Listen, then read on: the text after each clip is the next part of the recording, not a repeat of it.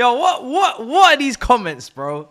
What are these comments I'm reading whilst I'm waiting, bro? What's going on up in here?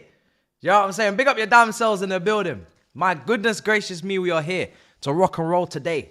Ladies and gentlemen, we ain't here to play. We need the win. I'm back. Whilst I was away, we lost the game. Cool. I won't be doing that again. Do you know what I mean? As soon as I take my eye off the ball for 1 second, I say, you know what? Just going to Ireland real quick. Can't do the live there because, you know, you saw the review. I mean, no one needs to see that for 3.5 hours. I take one little step back. One little ickle-bickle step.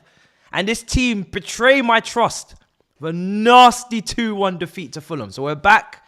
We're back in the headquarters. And we got a lot to talk about because obviously the team is going to drop. But also we've got some transfer news, which is interesting as well. Argentine Aaron is coming back on January the 3rd. And I'm very happy. I'll be honest, I'm very happy about it. Now, it could mean one of two things because you already know, I've said we have too many centre-backs.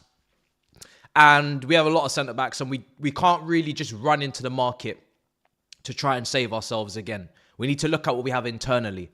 When I said that, I meant Argentine Aaron and Achampong, right? One has signed a new deal, one has been recalled. One of two things. This either means Wesley Fofana is out for longer than we wanted him to be. I don't know because I'm not really hearing any update.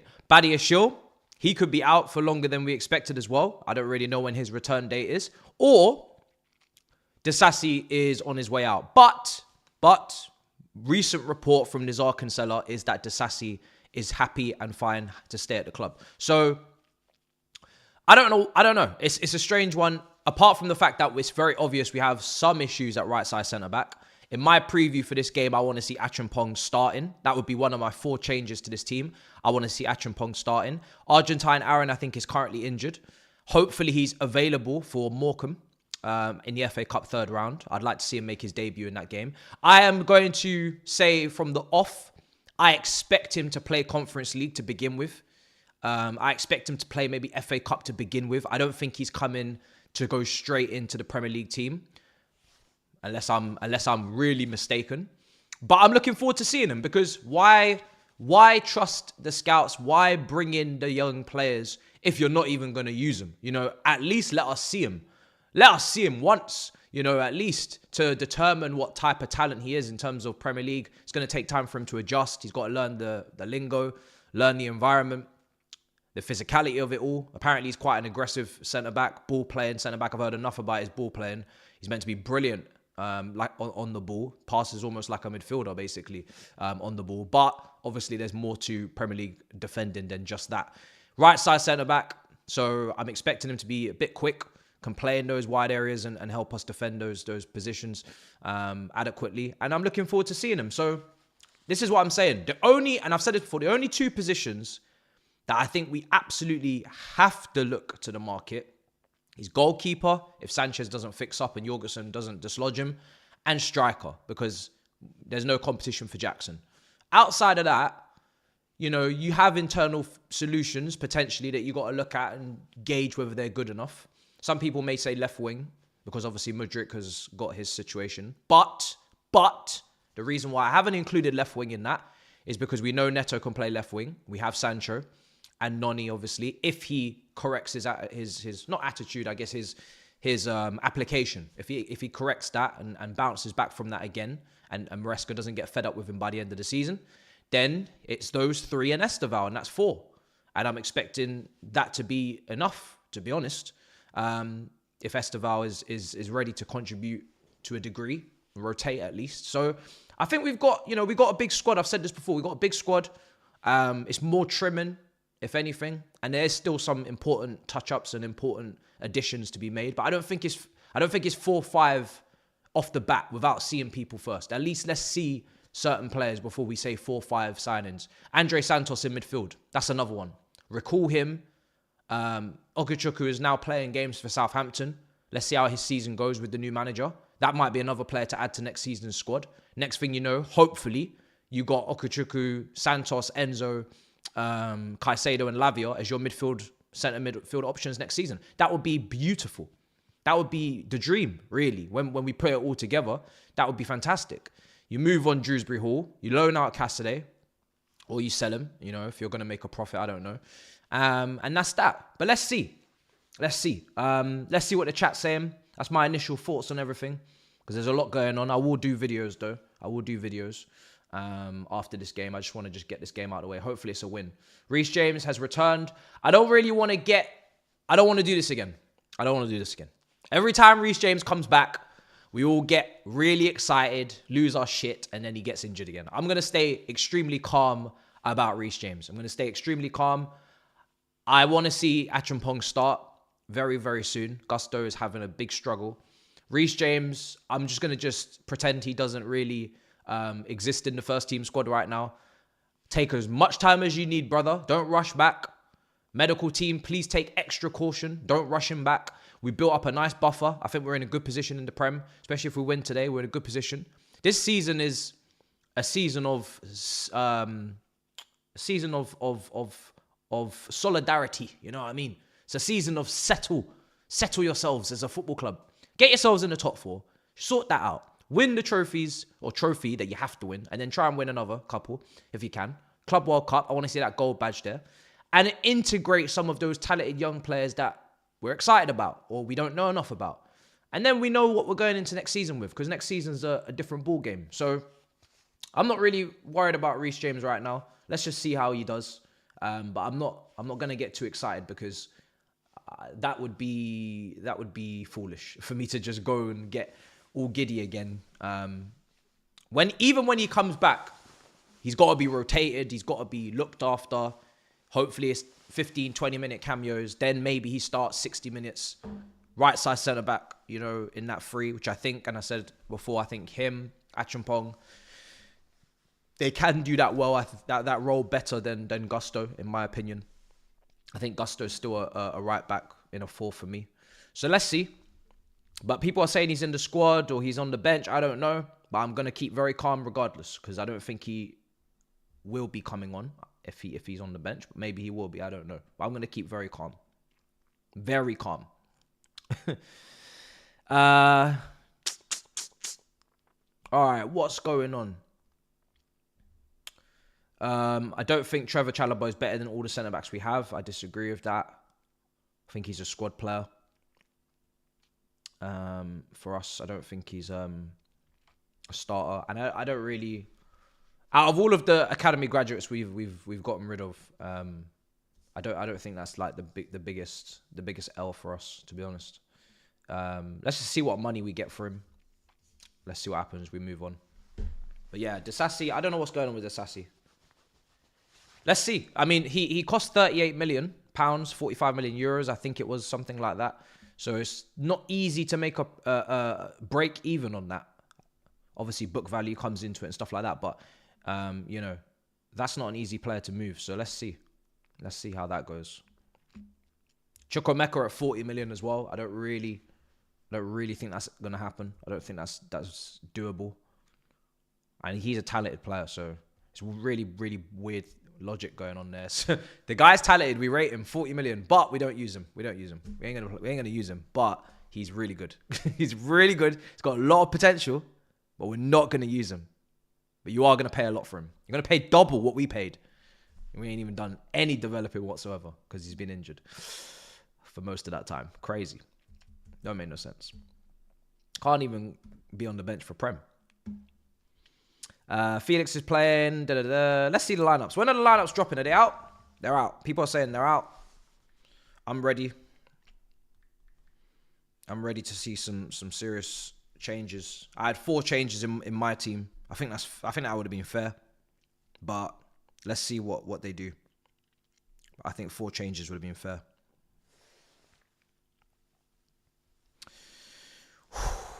So it looks like there is more than 4 changes. So, in goal, I'm going to get this up on screen, but just to read it out. In goal, we have Jorgensen. So that's good. Then we have Disasi. Then we have Tosin, Colwell, Cucurella. You know how that looks. Caicedo, Enzo, Madueke, Palmer, Felix. That's all good. Madueke got himself back into the fold. Christopher and Cuckoo up front.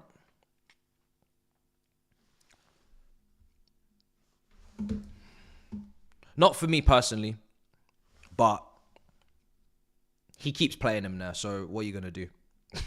You know, what are you going to do? I don't think Nkuku's going to leave in January. I think he's going to leave in the summer. I think his replacement looks like it's going to be Liam Delap. Seems like we're lining that up. We're not going to go for, obviously, Samuel. We tried that. We sent him back to Madrid. We're not going to go for Duran. His price point is not now where we want it to be. That didn't go through. So we're going to keep shopping for these 30, 35 million potential players to back up Jackson or to compete. And Delap is the next one on the list because he's obviously played for City. He knows Maresca. He's spoken very well of him. And he's obviously known by Joe Shields. So that seems like the most logical twist between the two. I still think Nkuku's a really, really good player. My opinion of him hasn't really dropped much since we signed him to now. I think he's been played out of position all season, so he's not a striker. I always said that. So it's not a surprise that he's not doing what strikers are meant to do, especially up front on your own. Would like to see him off the front man a bit more, but at the same time as well, he's probably I don't know if the injury has affected him from last year because we forget he was injured all of last season. So other players like Fofana and I mean even he's injured again. Lavia's injured again. So some of the guys that were injured, a lot of the guys that were injured all of last season, funnily enough, are injured again this season. Just took them a little bit longer to get injured, but they still got injured again. Some of them recovered to a moderate level where they can actually contribute. Some of them have not. So that might be part of it. I'll bring that up because obviously Enzo Fernandez was talking publicly and he said he was overcoming injuries a lot longer than he probably would have wanted to, and that kind of affected his performance as well. Maybe that's why we didn't see the best of him at times. So yeah, there's a lot going on. But James is on the bench. You guys called that. Renato Vega's on the bench. Gusto's on the bench. Achampong's on the bench. Lots of fullbacks on the bench. Neto's on the bench. Sancho's on the bench. Gu is on the bench and Jackson's on the bench. There is absolutely no excuse for Maresca not to use substitutes in this game. If this game is not going the way it needs to go, there's no excuse not to be making substitutions. There's no excuse. Do I rate Delap? Personally, I haven't seen enough of him. I think he looks promising. Physically is a great way to start, considering he's young and it's Premier League. He's probably going to have to play out front on his own if we were to get him. So he needs to be physically able to handle himself, which he definitely looks like he is. He's got a decent shot on him. He's definitely got a decent shot on him. I do want to see more goals because I want to obviously judge the ball striking, the variety of finishes. I can't really judge that based upon, I think, 6 goals in the Premier League. So I want to see more goals. But he's not playing in a great team, so that's not easy.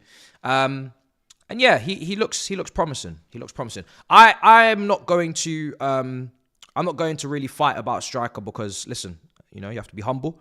They scouted some good ones and they were ahead of the curve a little bit on the last couple. They didn't get them done, but they were looking good. The guys that they wanted. So let's see if they want him and Maresca wants him, then get him because back the manager, back the scouting on the strikers has been good. Defenders a little bit shaky, but on strikers it's not being bad at all. So yeah, I'm pretty chill as long as it's someone that as my thing is more not who it is, it's more with the understanding of what we're trying to do next season. Just don't sign someone and then come out and say we can't win the title or we're not ready, or do sign someone that is ready to contribute to a title next season, at least pushing for a title, because that's just capping yourself now at top 4 and developing players, and you're not really pushing to win leagues. And let's push to win the league next year.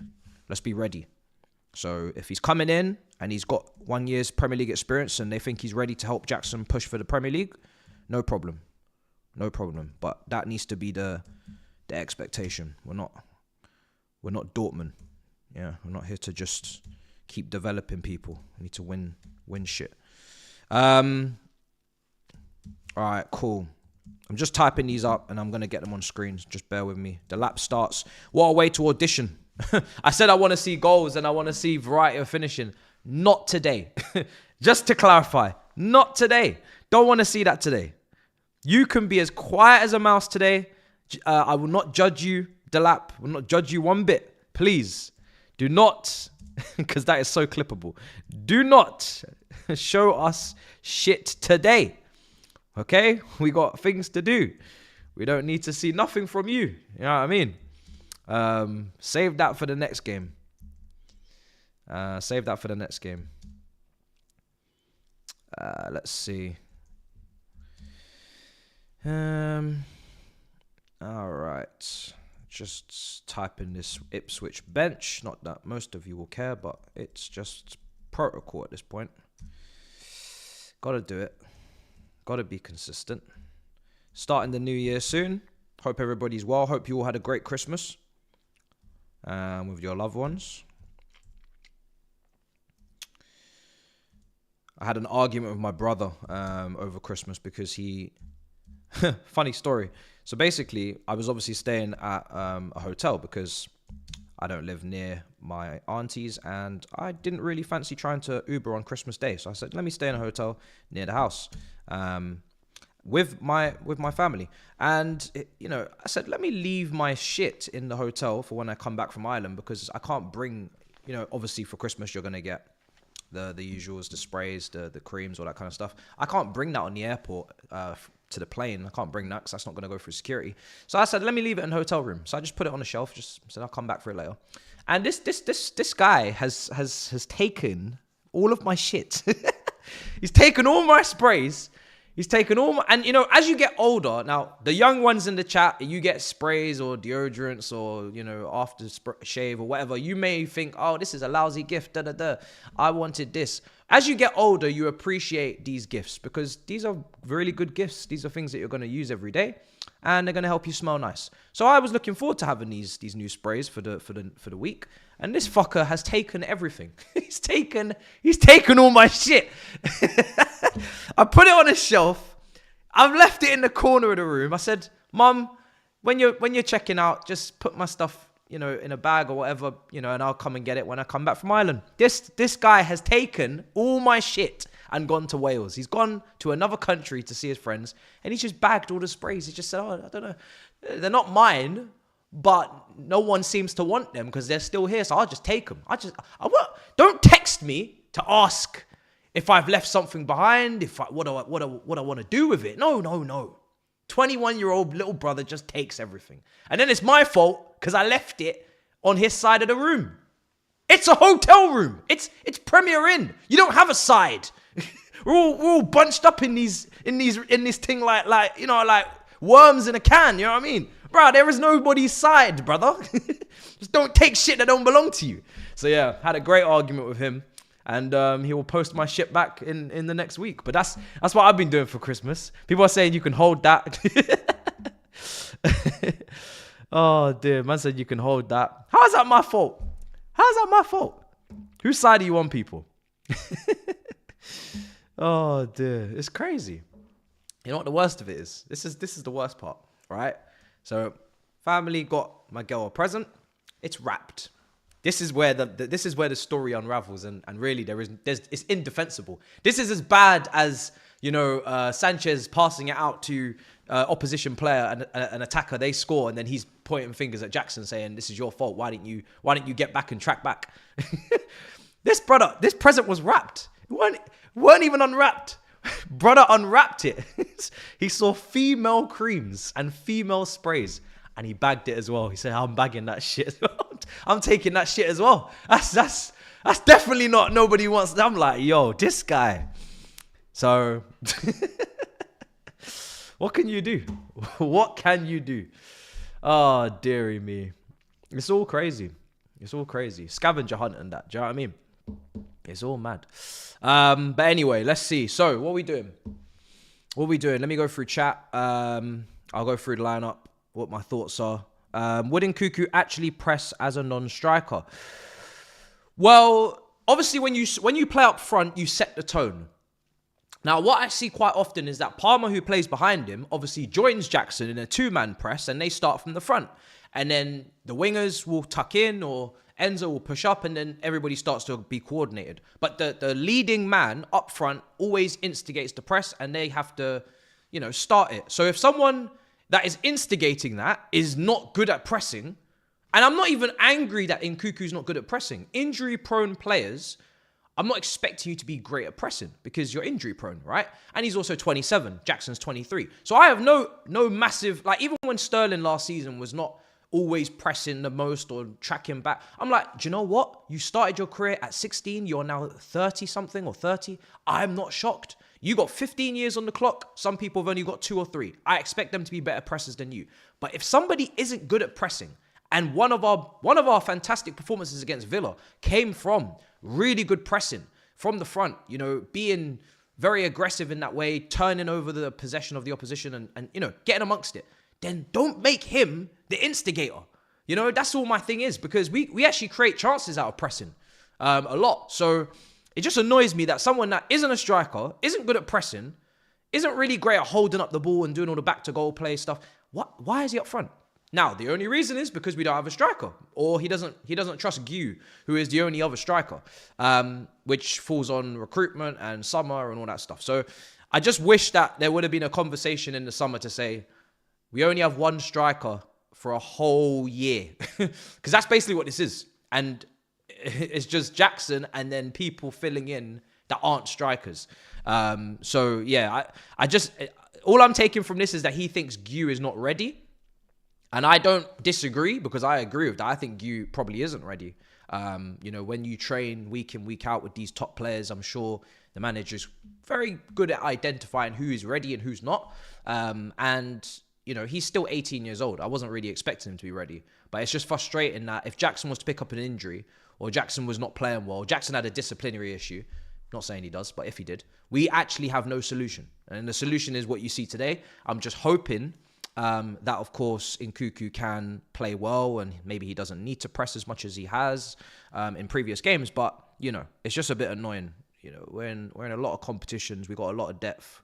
This is the one position we don't really have good depth for. But I did say this in the summer, and that's why I was kind of like, I'd actually rather another striker than, obviously, another attacking midfielder, because it's a bit lopsided. But... thankfully, Jackson's durable, and we haven't had a big issue so far. All right, let's see what else is being said. All right. Sanchez dropped. I don't think Sanchez has been dropped. I mean, there was that conversation in the press conference a few months ago where he was saying that the only time Sanchez is going to be dropped is if he stops doing what I ask him to do. He has been going long recently, a bit longer than usual. He's been, you know, going... I don't know if that's... because he doesn't feel comfortable playing out from the back, or he's trying to, or he's been instructed to. But I don't see this as Sanchez being dropped because of the other changes that have been made. I don't think Jackson's been dropped. I don't even think Gusto's been dropped, or Sanchez. I think he's just made a few changes.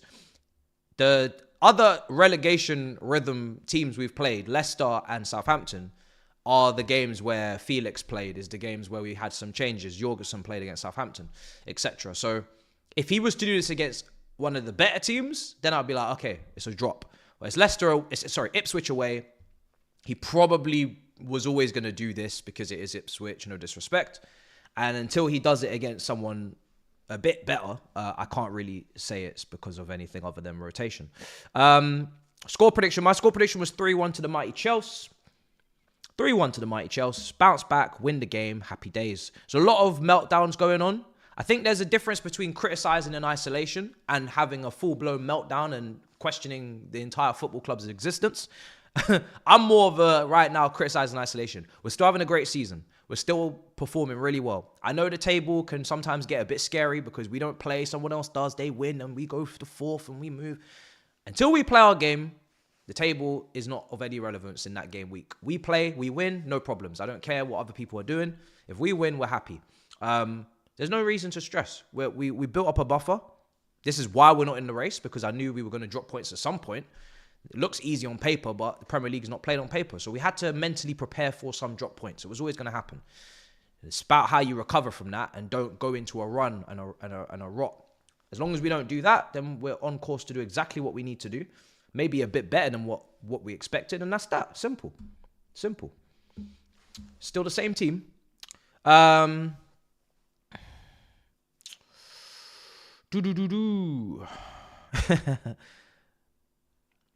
Yeah. People overthink and lose their heads. Listen, we've consistently been in the position we're in, and I like that. And I at the start of the season, that was one of my goals. I don't want to start really badly and be in 10th, 9th, and 8th, and then miraculously recover the season and finish in 4th. I want us to consistently be in the top 4. I want us to consistently be in 3rd or wherever, and maintain a level of consistency, because then you can line it up on a graph and say throughout the whole season, this is an accurate representation of this team. They haven't just sparked up 10 games or 5 games and just, distorted the table.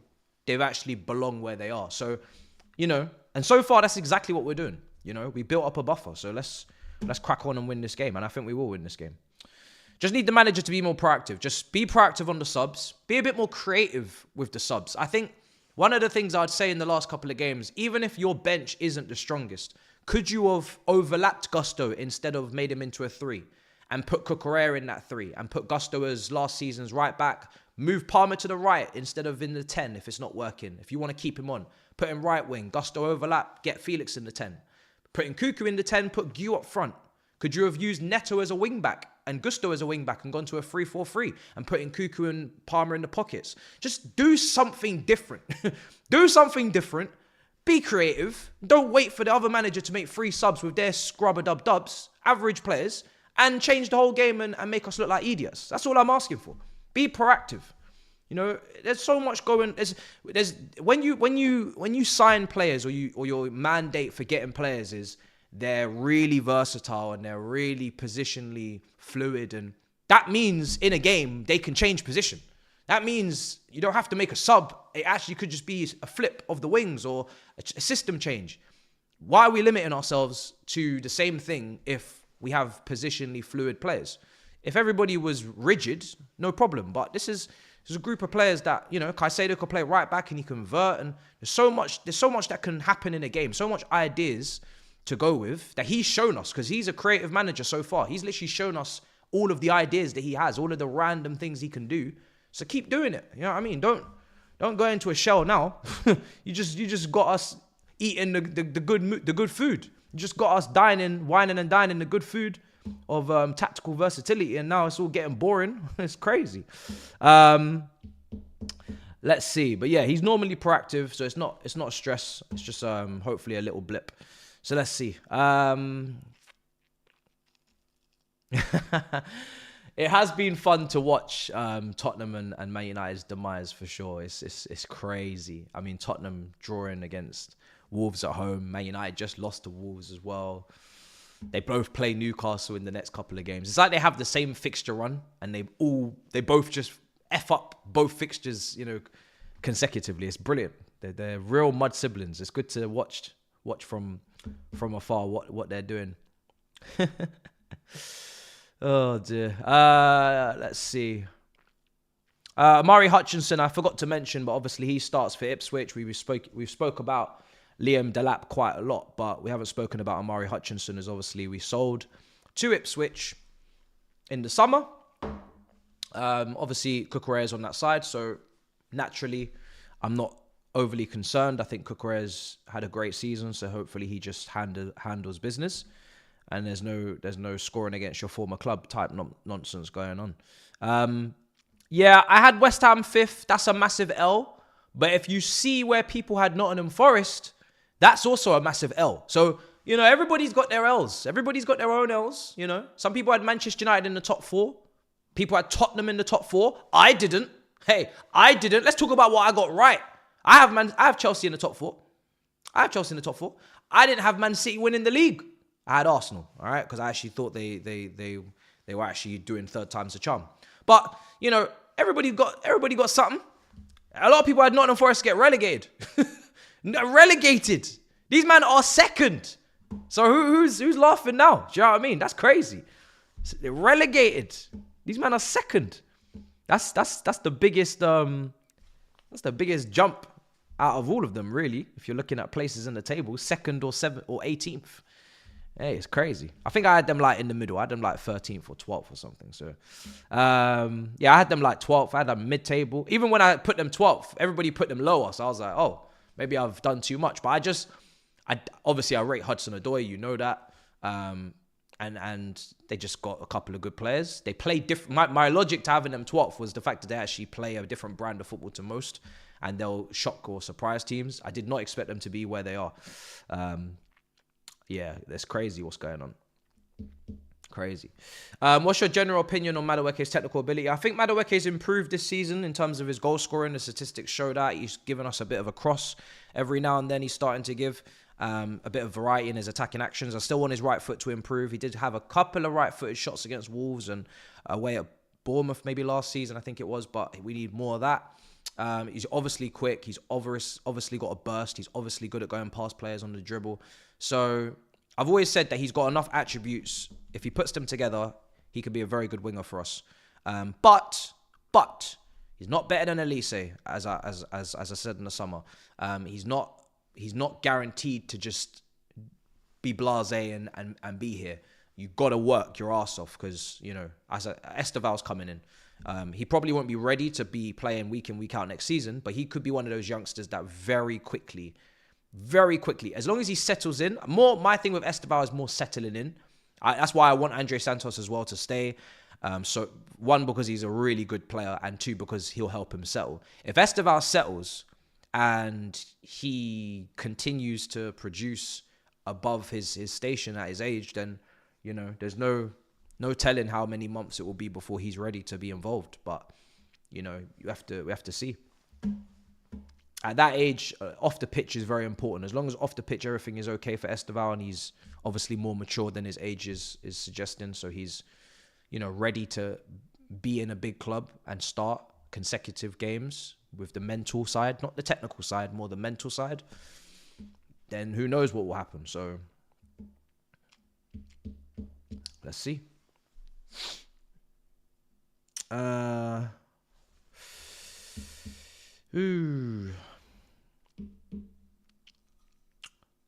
about Disasi at right back again.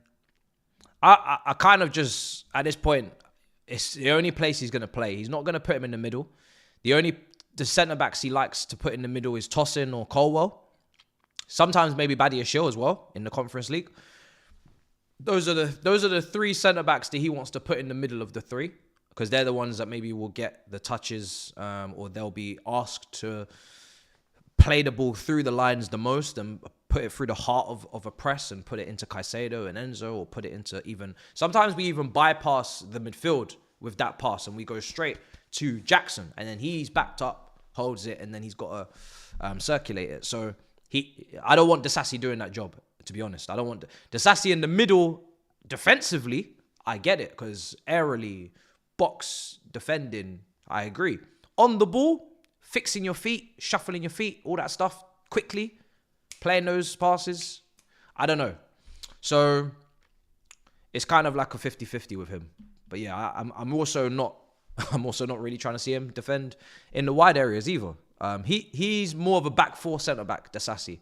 I don't really want to see him in the middle on the ball as much, and I don't want to see him on the right in the wide areas. So back four, lower block, I think he would have made more sense. So yeah, it is what it is. Starting 11. Well, happy that Jorgensen's in, for sure. Really happy Jorgensen's in. I think I had him in my team, and Sanchez, he had a good couple of games. He had really strong games. He was making top saves. He was giving us points, not taking them away from us. At the weekend, he obviously makes that clearance. We give it away, and then things happen. He's going to always be one of those goalkeepers for me that can have great performances and has bozo moments and can cost you points, and you don't really know what you're getting from one day to the next. That's the kind of goalkeeper I think he is. That's the goalkeeper we signed. I think that's the goalkeeper I saw at Brighton. At Brighton, he was the same. Brighton, he made errors. He had bozo moments. It's very difficult to iron those out. You're not spring chicken. You're pretty much, you are what you are at that age. So let's see. Jorgensen, I don't know enough about him, because the only times we've played him is Conference League and Southampton. You're not really going to test yourself against those teams. So we need to see him more often before I can say, okay, maybe he's the guy. So if he's not the guy, then you know what I think. think we have to go and look at the market, but we'll see at the end of the season. Hopefully we'll have an answer. I would like to think that we have a goalkeeper that we can depend upon in the ranks. We have a lot of goalkeepers. I think Stanila's just been brought back from Barnsley on loan. He's got an injury to his finger. He'll be loaned out again, according to Fab. He won't be playing this season, but that's another one on our books. Mike Penders, I believe, the guy at Genk, he's obviously highly rated by some. I haven't watched enough of him either. Let's see if he's the guy. But, hopefully one of these guys are the guy, because we have a lot of them. Kendry Pires is still in South America. I think his future most likely will be him going out on loan, which I don't hate the idea of, because I want to win a title next season. How many 18-year-olds can we afford to bring in and ask to contribute? This was a great season for those guys if they came in, because Conference League allows you to play and to get confidence and to get minutes and stuff. Next season, Champions League, no, we're not playing around in the Champions League, I'm afraid. No, too much heritage around here for that. Champions League is Premier League. That is big competition. So the squad needs to be suiting that. It needs to be tailored to that. It's not Conference League. Conference League, Shrewsbury Hall. Conference League, Shrewsbury Hall. Mudrick. Development, food, clothing, nurturing, instructions, Conference League. Achimpong, Tyreek George, Guy, Conference League. Cassidy, Conference League. Say these players again and say Champions League. I will shut down this camera right now. I will shut it down. So, no. Next season's different. We ain't doing that. So make sure the squad is ready, because the depth we have now is not the same depth we're necessarily going to need next year. It's different depth, different levels to this depth. So we'll see. But we don't have to go crazy, because Andre Santos comes in. That's Champions League depth, That's Champions League depth. Hopefully, Esteval Willian is ready to do that as well. But I don't want to put loads of pressure on the kid, to be honest. Let's just see how he does. But yeah, it's nice to have James back on the bench. I don't know if he's going to come on. I don't know if he's going to see the pitch. But it's nice to have him there. He's not really been... Has he not been out for as long as... Does it feel like James has been out for a long time, guys? Or has time flown by a little bit? I think because we're winning, and it's just me, but because we're winning, I ain't really even thought too much about it. I'll be real. Because we're winning, I ain't really been thinking about Reece James being injured. I've just been moving on with my life. So it doesn't really feel like he's been out for that long. Unless it's only been a few weeks and I'm just bugging. But it doesn't feel like he's been out for ages. Do you know what I mean? Maybe it was like a month. So I'm pretty... Yeah, this doesn't feel like that long. It's been calm. It's been pretty calm. So, yeah.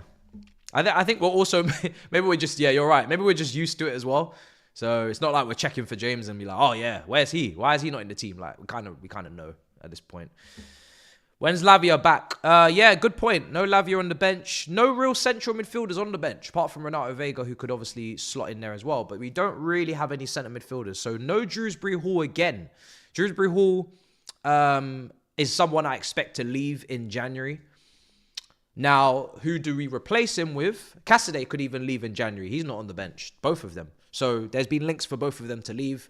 I'm fine with both of them leaving. I don't think Shrewsbury Hall is good enough. I think he was just signed maybe because of PSR. We did send someone Leicester's way, a young kid. Can't remember his name. And he's clearly not as integral to Maresca's system as it was touted for some tacticos on Twitter. No surprise there. He's not Jorginho under Sarri. But it's good to have it confirmed. Shrewsbury Hall, not even playing in his position, really. 10, half-space player, apparently, when he signed. Now, deep line playmaker or whatever the hell he is. Not really good enough. So, he'll move, hopefully. Get some money back there. Cassidy go on loan. Go and develop. Who do you bring in? Because you've got to bring someone in. Is it Andre Santos or is it Okuchukwu? I'll run a poll. For me, I am thinking maybe leave it until towards the end of January, unless you want him for the Man City game, which is 25th of January, by the way. But I'm thinking leave it until the end of January, see if Okuchukwu's getting regular minutes. If he's not, and the manager's bluffing, bring him back. If he is, maybe it's Andre Santos. I like both of them. Obviously, Santos for me is the one I'm most excited about because I just think I think Santos could solve more things than people think in terms of just what meets the naked eye. But let me put a poll in. Because there's no point me asking if you think we're going to win this game, because I know you guys are all going to say yes because you're very confident and very happy with the Chelsea. So there's no need to stress. Ask questions like this. I'm just going to say Ogu because it's long. All right, so Okuchukwu would be great to come back in Conference League, box-to-box, /6, but he looks a bit box-to-box sometimes, and do up those minutes. Or Santos, which is like, that's like Premier League. Let's get Caicedo inverted right back. Let's get Santos in the midfield with Enzo. Let's get all three of them on the pitch at the same time. That's a proper Lavia replacement. Like, Santos is so well-rounded, it seems. He can tackle, he can intercept, he can win headers. I know he's not the tallest, but if you look at his goals, they're all headers, mostly. So he can get goals. So now, and I'm not trying to stir the apple cart, but when Neto's doing all them fancy crosses and nobody's ass is in the box ready to header them, if Reece James keeps himself fit and he's putting in crosses and nobody's there to header them, or no one understands how to header them, guess who arrives in the box? Guess who's pouncing in the area? Guess who's known for getting goals? Certain Andre Santos. Certain Andre Santos could be in the box leaping in the air like a flying fish for these headers. Certain Andre Santos could be interchanging with Enzo Fernandez as a box-to-box midfielder. I'm not trying to get too many people gassed. I'm just saying I wouldn't mind. I'm very serious about my seasons. I wouldn't mind. So, I wouldn't mind.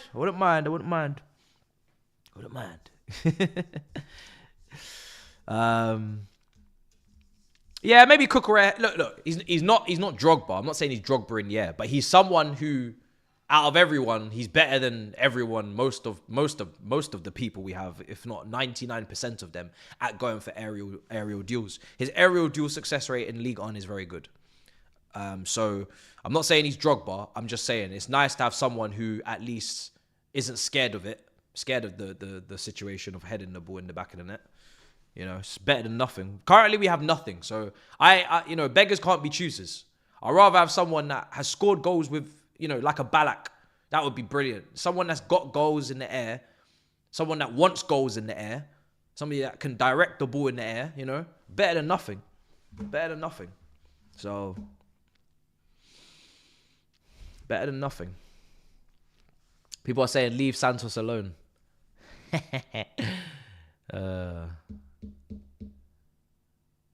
He's getting guaranteed 90 minutes a week. All right, cool. Scenario. January window closes. Lavia's still pissing about on the injuries. And Santos stays at Strasbourg. Caicedo gets injured on February the 1st. What now?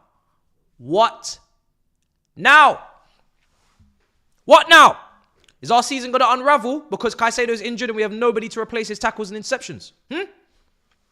What now? God forbid indeed. Exactly. My priority is my club. You think I give a shit about Strasbourg? I couldn't give two shiny shits about Strasbourg. Okay? Brother has been there a year. January to January. If Caicedo gets injured, we are finished. So, for that reason, especially because we don't control games as much as we thought we may. We like a bit of hopscotch too. That's why he's leading in all these metrics, because we're having to make a lot of tackles. So, listen, I'm very down to bring him in. He gonna play every week because Conference League is there. You think Santos is not gonna play Conference League? That's every Thursday. FA Cup, you gonna play. Off the bench, Premier League, you gonna play. You may even start. So, hey, trust me. I'm very, very much... And I don't even want Caicedo to be burnt out as well. This brother never even gets to come off. You guys want to burn out Caicedo? You want to burn out Caicedo? You want to run him into the ground? And then all the rivals be taking the piss when he's giving away pens because he's tired? Nah. No, thank you. Man said unfair to Strasbourg. Send them Cassidy, man. What's with all this nonsense? You know what, you man are too comfortable because we're in a good position. You think that we can just piss about and just help other clubs. We're not even helping ourselves. We need to win a league before we start thinking about all that multi-club model shit. I want a league title. You think this is Man City? Got all them Troyers and Melbournes and all that. New York Jets. Brother, send them Cassidy, bruv. Talking about helping Strasbourgs. Send them Cassidy and send them something else. I'm trying to be better in this life. What are you talking about? Oh. None of you give a shit about Strasbourg 3 years ago. Now suddenly they're your best friends. I couldn't give a damns. Talking about Strasbourg. Crazy. We're in the mix of a Premier League top 4 battle. Yeah. Trust me, that will be the dark day if that ever happened. Touch wood, Caicedo leads a healthy life. Eats his greens and, you know, is well looked after because, Lord, that will be a day of meltdown. Because, you know, we just don't have a replacement, really, in the team right now to win the ball at that high volume ball winner. It's crazy. It's really about Lavia, isn't it? If Lavia could be fit, we wouldn't be having this conversation because at best you would bring in Okuchukwu and that would be your midfield. You'd have Lavia there week in, week out. Caicedo, Enzo, Okuchukwu. That's perfectly fine. The reason why this is a little bit more complicated than that is because Lavia is never fit. So we're one injury away from a real meltdown online. People will be losing their heads when they see Cassidy or Dewsbury Hall starting against Man City at the Etihad. No, thank you. I say that as like Man City are a problem these days, to be fair. That wouldn't actually probably be the worst. Let's bring up the proper clubs. Let's bring up the tough teams. Yeah. I would have a lot more sympathy for Man City, but they didn't accept my brotherhood all these years. You know, you've seen me going around the place telling them that we're their founding fathers. We won the Champions League on their head top. We won it before them. We did the whole academy thing. People are hyping up City's academy. I'm seeing all outlets do it, all media outlets. TNT. Oh, they lost Sancho. They lost Lavia. They lost Rodgers. They lost this guy. They lost that guy. Yeah.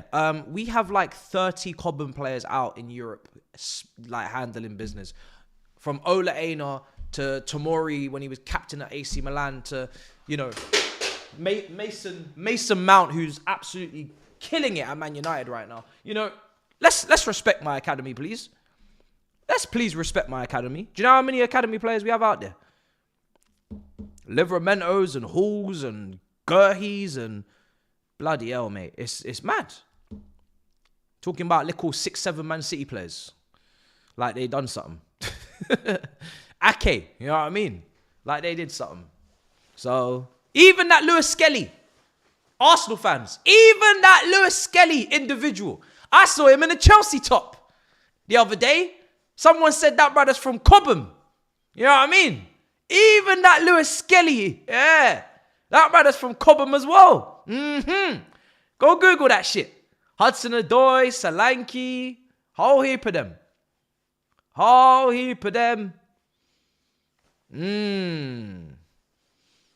Yeah, apparently he's from our academy as well. Elise, all these, man, it's crazy. Yeah, it's all mad. So, yeah, man. Let's respect the so like I said, founding fathers. That's my point. Founding fathers. Academy, you know, winning shit, disturbing the establishment, all of these things. And I just asked, in our time of need, in our downfall, can we please exchange a palm of brotherhood? Can we please, you know, because we're all against everyone outside of them. I don't really give a shit about them, you know, really. There's no rivalry, I told you. But, You know, we ops with everyone else. But they didn't want to extend the brotherhood, so fuck them. You know, when Pep leaves and hopefully everything goes to shit, and they can go back to doing up the Thomas Cook and Shay Given and Richard Dunn days, and then we can all just move on with our lives. Do you know what I mean? Hopefully. God willing, you know, Joe with the afro will be back. Stephen Island and Dickoff and all that. So, God willing. Yeah, man. 100%. Oh, dearie me. You know what I mean, bro? Oh, man. It's all crazy. But yeah, with Reece James, let's not start putting him into 11s for a while. I would say I don't even want to see him against Morecambe, because against Morecambe I want to see Acheampong and I want to see Argentine Aaron. So that's my two right-sided defenders already taken up. Even if Argentine Aaron's playing in the middle of the back three, I want Acheampong playing on the right. I wouldn't play him this weekend against Palace. I'm not really looking at him today. I know he's there, you know, but he ain't really there for me. So I don't know. I'm not really sure when his first game would be, but it wouldn't be Morecambe. It wouldn't be this one. It wouldn't be Palace. I don't know who we got after that. I think we might have... Who do we have after that? Bournemouth? Bournemouth are coming up. So, I don't know. But it'll be off the bench. Maybe off the bench against Morecambe. That's probably the first one. He's on the bench now. Probably keep him on the bench for Palace again if necessary. Off the bench against Morecambe, maybe. I'm taking my time. I'll be real. I'm taking my sweet time. I'm in no rush. Danny Almo on a free. Yeah, I saw Barcelona went to court and they were trying to get him registered and they failed. They lost their appeal. Is it so hard to just go into the start of the season with the rules and regulations and make sure that you're following them? You know, on Football Manager, you could even get, you know, I'd advise Barcelona's director of football to just get the latest Football Manager 24, I think the latest one. Get that game, load it up in your office. When you're submitting squads, they tell you at the bottom, you need this many, you can have this many foreign players, you can have this many, you know, nationalities.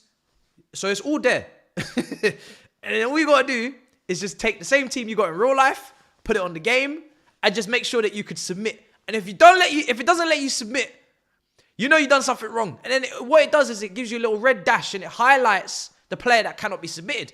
And what happens then is you don't have to fork out millions and millions of euros on players at other clubs and tell them that everything's fine because they don't have the game. They don't have, you know, the Football Manager game, and then they're not playing any matches, and then everybody's wasting their time. So that's you know, that's all you need to do. It's not hard. It's actually quite simple. Very simple. Don't know what the hell's wrong with them. They do it every single year. Every single year they do this. And players don't load up the game and figure out before they sign the contract whether they should sign or stay at home because they ain't going to play. They just go over there trusting them with good faith that they're going to play games or they're going to register and waste up their whole career like idiots. Fools. Pure foolishness. It's absolutely insane. Same shit every year, man. Must be like 3 years running they done this. 3 years running. Oh, how do you buy a player for 60 M's? And, well, the reason why he'd be going on a free is apparently there's something in the contract that when he signed, and apparently there's something in the contract that if they can't register him for a certain amount of time and he can't play football, which is what he signed to do, then they have to let him go for free. That's apparently the clause. That's the break clause. Because Barcelona are not honouring their commitment to Dani Olmo, which is selection. You know, he legally can't play. You know, he cannot play. He is a footballer who cannot play football. So there has to be a break clause, 100%.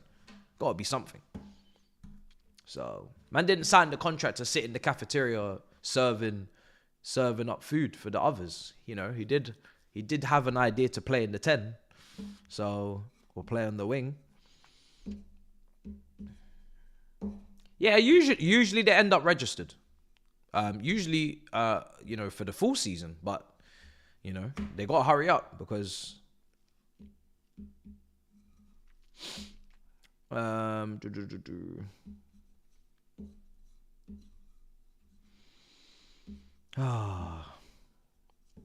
let's see.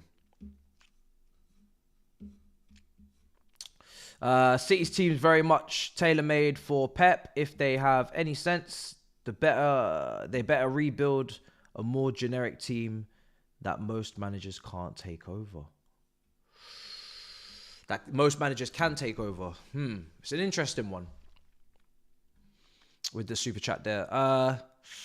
Yeah, I mean, it's weird because the way he signed his deal, he's really only going to be there for the rebuild. He's not going to be there to see the fruits of his labor or to see if the rebuild works unless he wins the league next year and they do everything in one window. You're looking at Walker. You're looking at Kevin De Bruyne. You're looking at Stones. You're looking at Diaz. All the injury-prone players. You're looking at, Edison and Bernardo Silva have always flirted with the idea of potentially Saudi or going, somewhere else, or maybe, You're looking at Rodri. How does he recover from his ACL? You're probably going to need another 6. You're looking at Gundogan. You're looking at no real high output GA winger. So another person needs to come in. What do you do with Grealish? At this point, probably just let him leave. I think Grealish should be leaving at the end of the season. I think he's had enough seasons now to try and prove or for that to work between the two of them. So a lot of players. You're talking good 6, 7, 8 players. And then you need more depth because most managers, I don't know about most managers, but the squad size that Pep is willing to work with is a bit different to most. You probably need a bit more depth than they've had. They don't have another striker after Haaland, for example. They need another striker. So it's a lot to do. And if they get it done, even in one window, you still got to blend that together. They got to, understand each other, play together. That doesn't usually lead to a title in the first season with that many changes, especially important players coming in, not squad players. Like that's starters they need. So it's tough. It's tough. He'll probably rebuild it and then literally hand it over to the next man, and then he will actually get to do the winning part. So let's see. But they need a new winger because Grealish has to go, and in my opinion, you need 4 wingers for 2 spots. So potentially 2 wingers, minimum 1, potentially 2. Need a new creator because Foden ain't creating enough. So De Bruyne's leaving, so you need a new creator. You need a new 6, new right back, new left back because Vardy should be playing centre back. New second choice striker, maybe new goalkeeper. But it's mad. Might get away with the goalkeeper with Edison for 1 more year, but if he wants a new challenge and he's bored, it's all mad. It's all mad. Just because I ain't putting the chats on screen, by the way, it doesn't mean I'm not reading them. I am reading the chat. I just can't put it on screen without having to open up new tabs, and it just becomes mad long, and then it just takes even longer to read them. Let's see. I think Palmer this is from Joey, says, I think Palmer masterclass today because he won't occupy the left side today and will be more on the right since Felix will be on the left. Yeah, I think hopefully what we see is Palmer. So this is what I didn't speak about enough. I should speak about it now. Good point. Great point. Because I need to speak about this. This is going to be a head scratcher. I'm looking forward to seeing what happens actually, because the fact that you've brought this up just is a great reminder.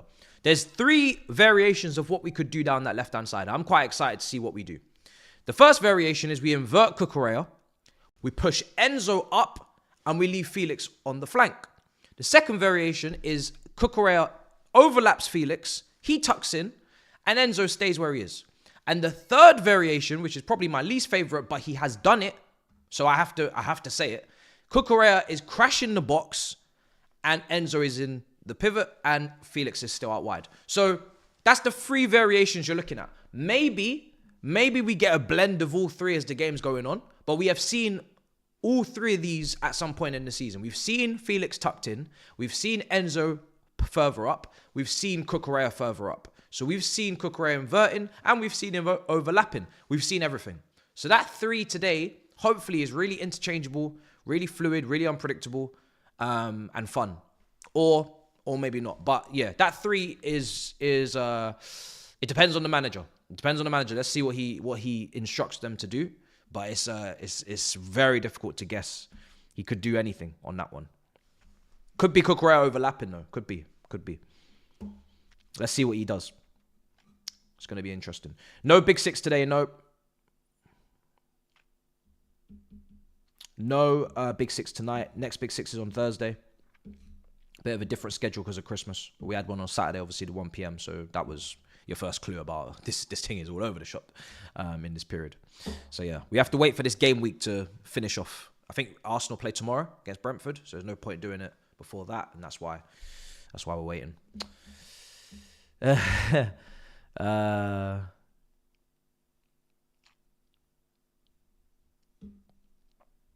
see.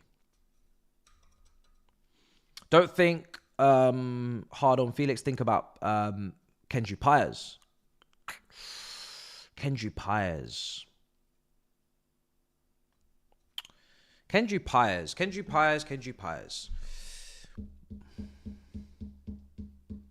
It depends on also if he needs regular game time or whether he can be a impact sub or, cup games.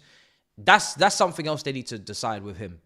What is best for his development? Is it to come into the club, understand the system, the way of playing, be happy with cameos and few minutes because, like I said, Champions League, no Conference League?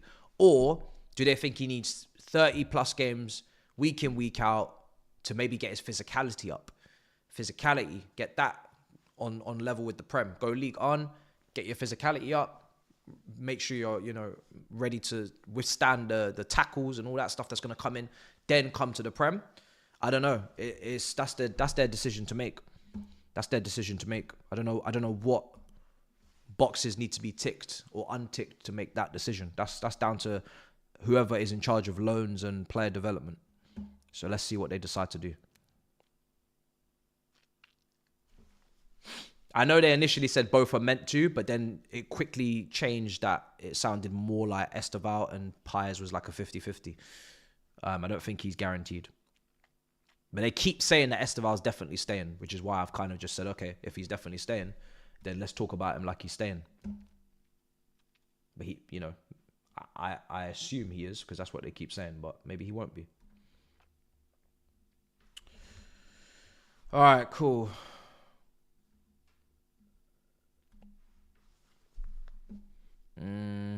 No, I don't want Chelsea to go for Grealish. Absolutely not. This is not. This is Chelsea. We're not here to save your careers. Yeah. That's not our job. We're not here to just keep saving careers. We're not magicians. Yeah. No. For me, Grealish technically has the talent, 100%. But up here, I've heard mixed reports. He's a bit inconsistent. Not really trying to bring that into the squad willingly. You know what I mean? I'd rather just get someone whose mentality is A1 all of the time. Why would I pick anything else? There's nothing in it for us to take a risk when we can just get someone who's not a risk. Simple.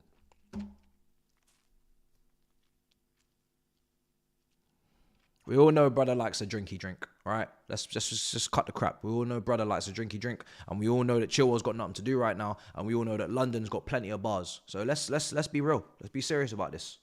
Let's be real serious. Yeah, I'm not really running that risk.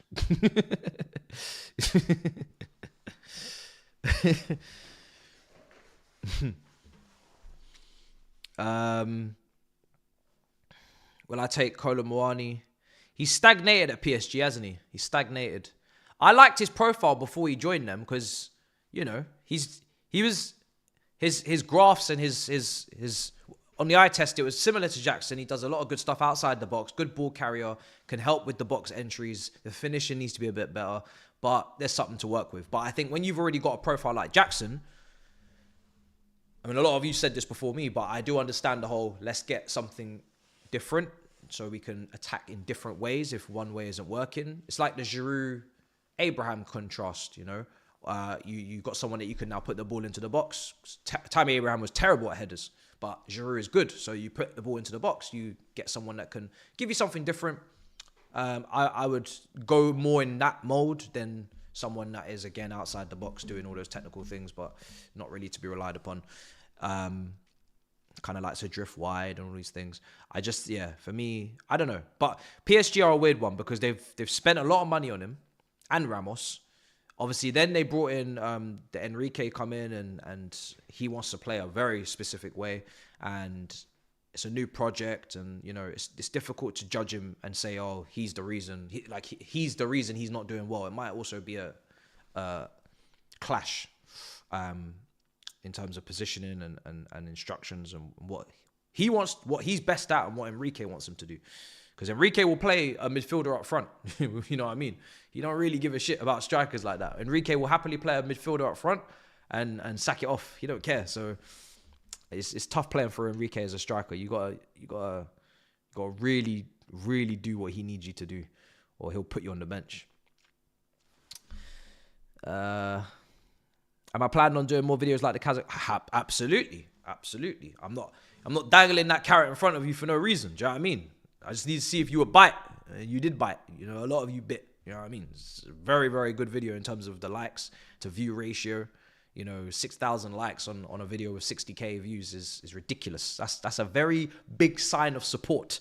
It's a very big sign of support. So 100% we'll be doing more of them. Obviously, I got to fund that trip. And I got to bring someone with me, of course, you know, Skull. And you know, so it can't be every week, of course. But, you know, when the opportunity arises, it's in my head. And it's definitely, you know, something I'm trying to do more often as I can. So, but it's got to be the right trip.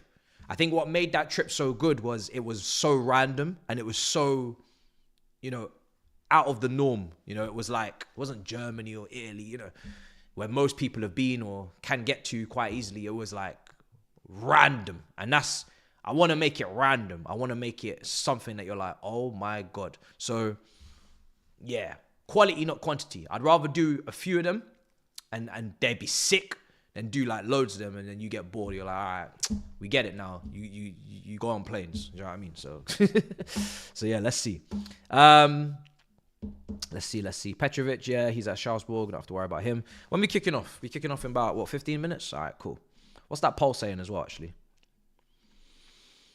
Santos, 80%. I have convinced the masses. Santos, 80%. I mean, to be honest, I don't think I needed to do too much. You guys can see Santos, man. He's living life over there. And it's weird because Okechukwu is like last season when Cassidy just starting to get games for Leicester and then we hook him out and we put him on our bench. We don't use him. Okechukwu is just starting to get some games at Southampton. I don't really want to hook him out and then we might not use him because he might not be ready. Whereas Santos, he's got his game time.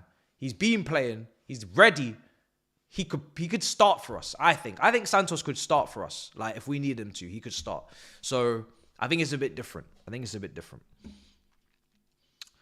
Let's see. I ended that poll.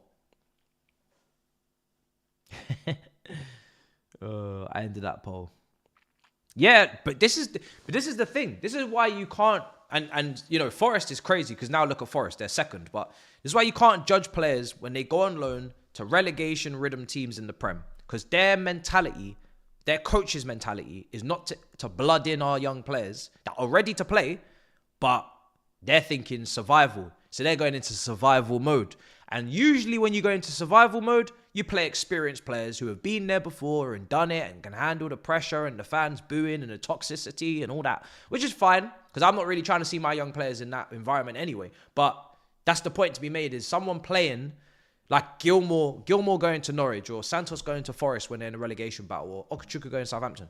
If they don't play, it doesn't mean that they're not good enough. That's not the reason. The reason is their manager has prioritized other things, and it's not developing our young player that they don't even get to keep. And that's all it is. So, you know, if you see that happening, don't stress out. Just hopefully we hook them out of there and put them somewhere else, and that's it.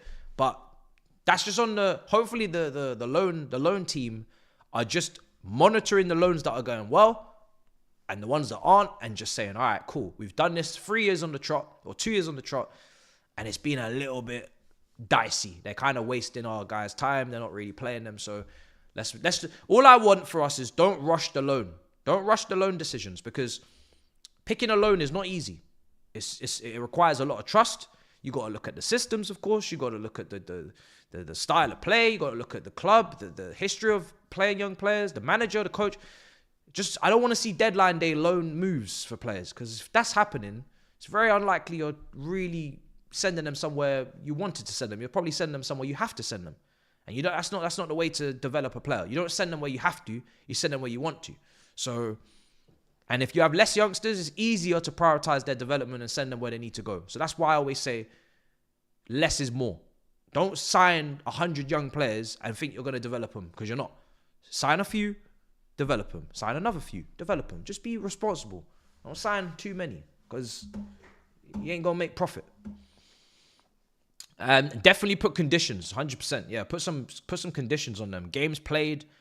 If you don't play a certain amount of games, you're giving us 500k or $1 million or something. Definitely, I want to see more of that, because these teams, there needs to be consequences. You can't be out here lying to us and saying, you're going to develop our players. We send them to you. You don't use them, and then that's it. Nah, man.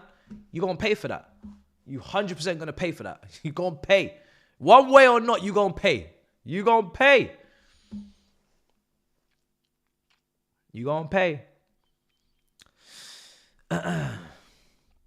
Is everybody happy with the lineup? I am fine with it, apart from two things. I wanted to see Achampong start instead of Disasi. I wanted to see Jackson instead of Nkuku. But apart from that, I'm fine.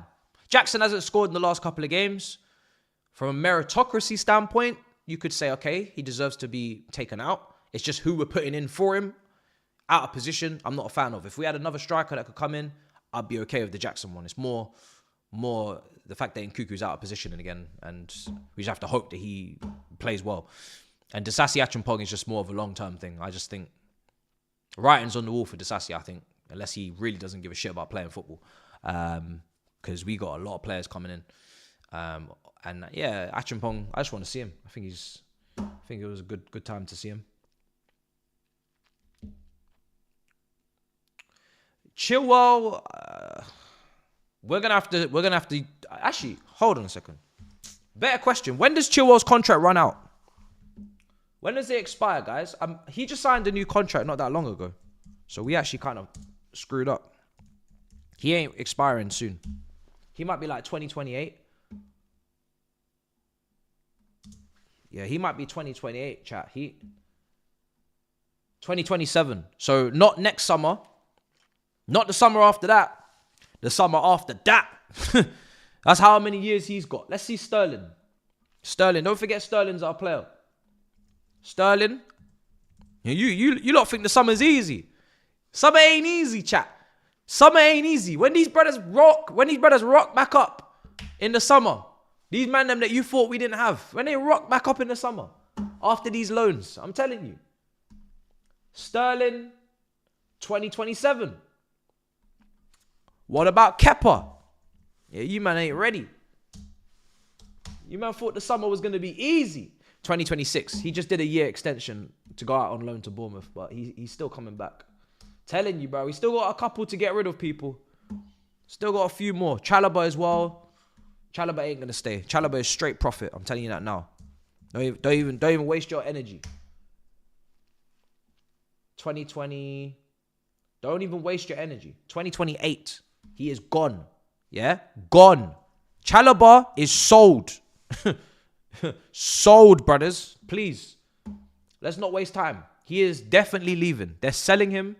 Pure profit. Academy grad. Not Colwell. Not James. Not top tier. They don't believe in the top category. Fine, no problem. They will sell him. They're 100% selling him.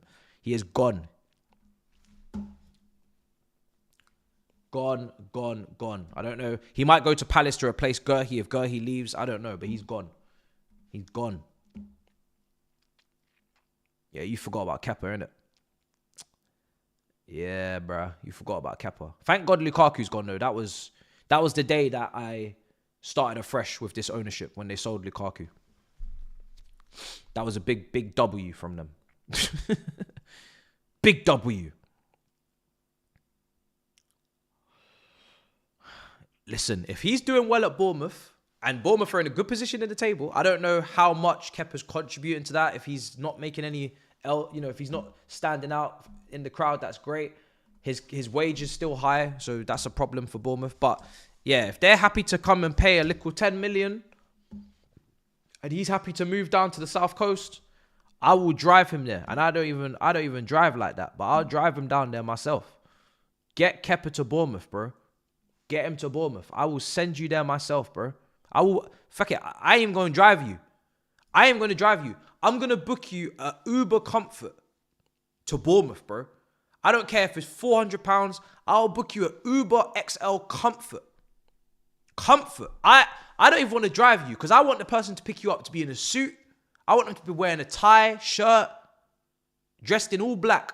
I will book you a Uber XL Comfort to Bournemouth, bro. Get the heck out of my club. Get out of my club. Yeah? Get out of my club. So I'm ready. You just give me the address and show me the paperwork and I'm there. I will book it. I will book it, bro. I will book it.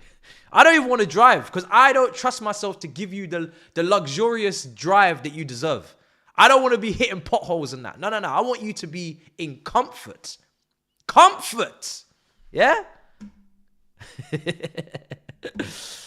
Oh, it's going to be a beautiful day.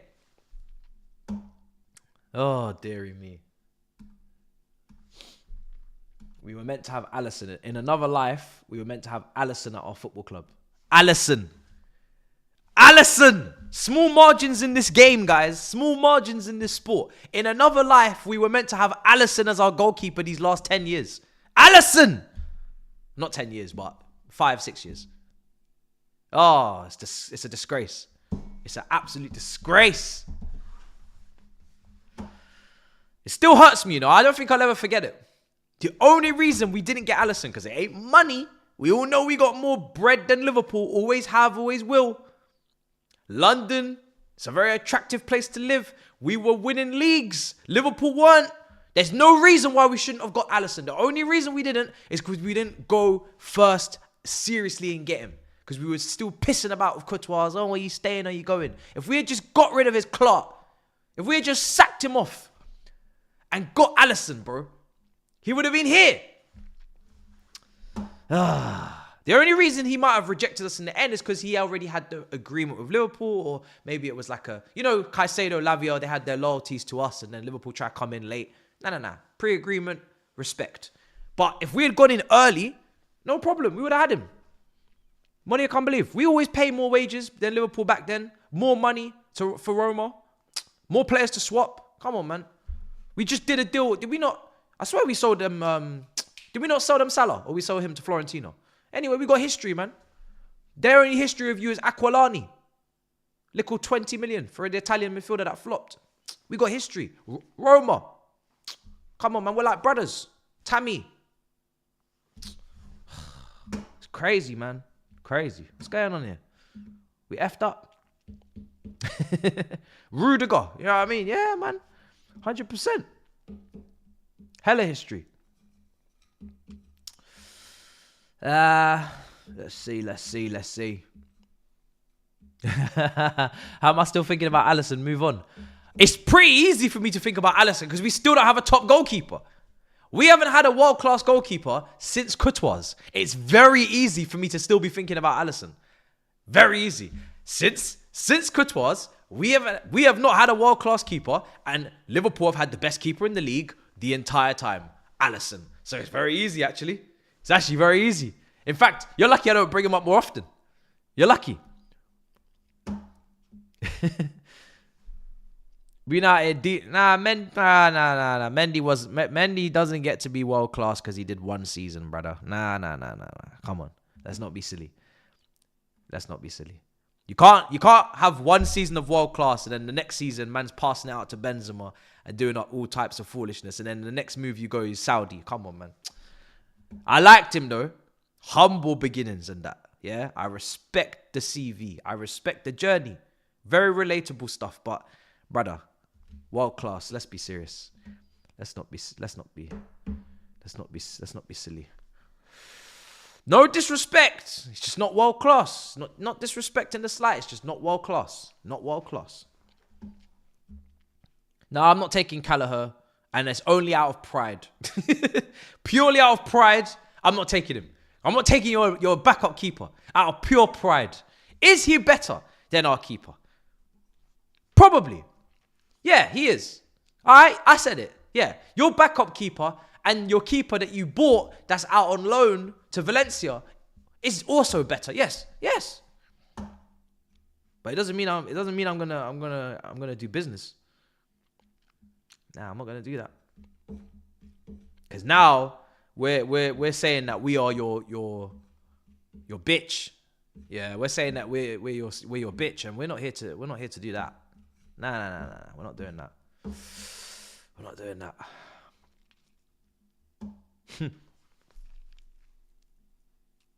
However, if you do have that Georgian keeper, and you do have Alisson, and you want to do a Petr Cech, Courtois moment where it's time to hand over the baton, you can hand us Alisson. You can give him to us.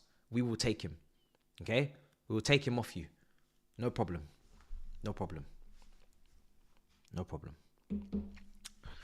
Because you're going to need to do that at some point. You know, can't have both of them. Trust me, we tried that. It didn't work.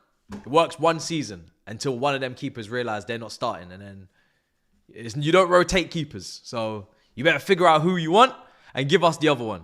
Send Kelleher to Tottenham or something. But you see that little keeper situation you got yourselves going? Yeah. Are we going to talk soon?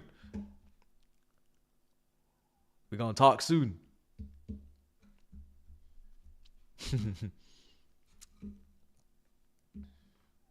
Yeah, listen, there's not enough there's not enough top goalkeepers in this world for me to say no to Alisson. If Alisson was available next summer, I'm taking him.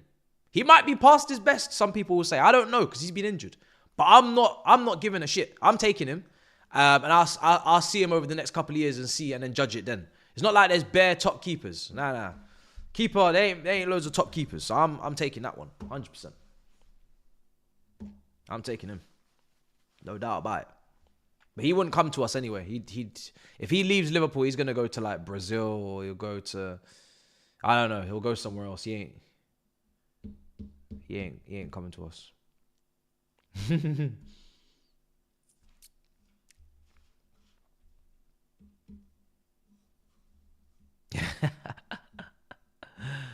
Oh, some of you lot think Alisson's finished? Surely not.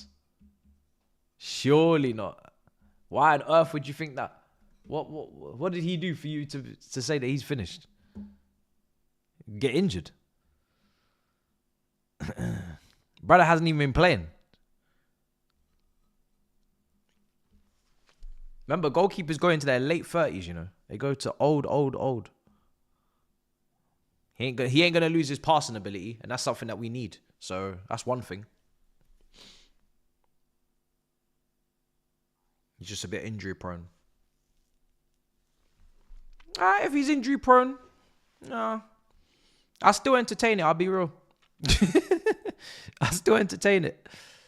Depends on, I'll still entertain it. If it ain't too much money, I'm still keeping an eye on it. Because right now, these men are happy to start Sanchez, isn't it? Like, they want to make him the number one, so he can be the number two, and then whenever Alisson's injured, he can come and get his game time then. You know what I mean? Alright, where's the timer at?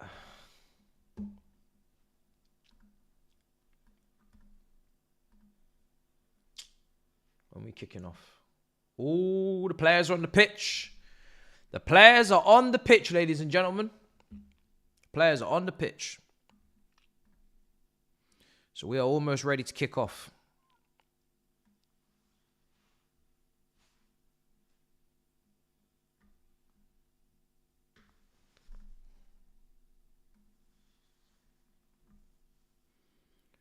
Almost ready. Timer will be up on screen in a moment.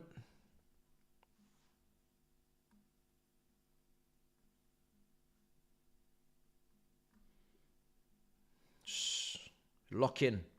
We had a good conversation there, but now it's time for some emotional drama. Hopefully no drama, actually. But this is it now. We need to win this game. Very important. Just win the game. Win the game, play well, do what you should do. Get back to winning ways now. Let's get the vibes back. Let's get the vibes back. Because I can tell you, if we don't win this game, it's going to be a madness online. And even for me, I'll have a madness in the review, because let's not be foolish now. Let's be serious. Not trying to be dragged back into no top 4. Oh, Man United, we're only 5 points away. Shut up. Yeah, shut it. I don't even want to hear anybody say that to me again. I don't want to hear nobody tell me, oh, we're only this many points. No, I don't. No. I don't want to hear that. Just shut up. Shut it. All right, here we are. We started. Timer might be a bit off because for some reason it just like started and I wasn't even. It just kind of just did a madness on me. Ew, that's not the timer. All right, we're really gonna have to redo that now. Smash up the likes if you haven't already, people. Much appreciated.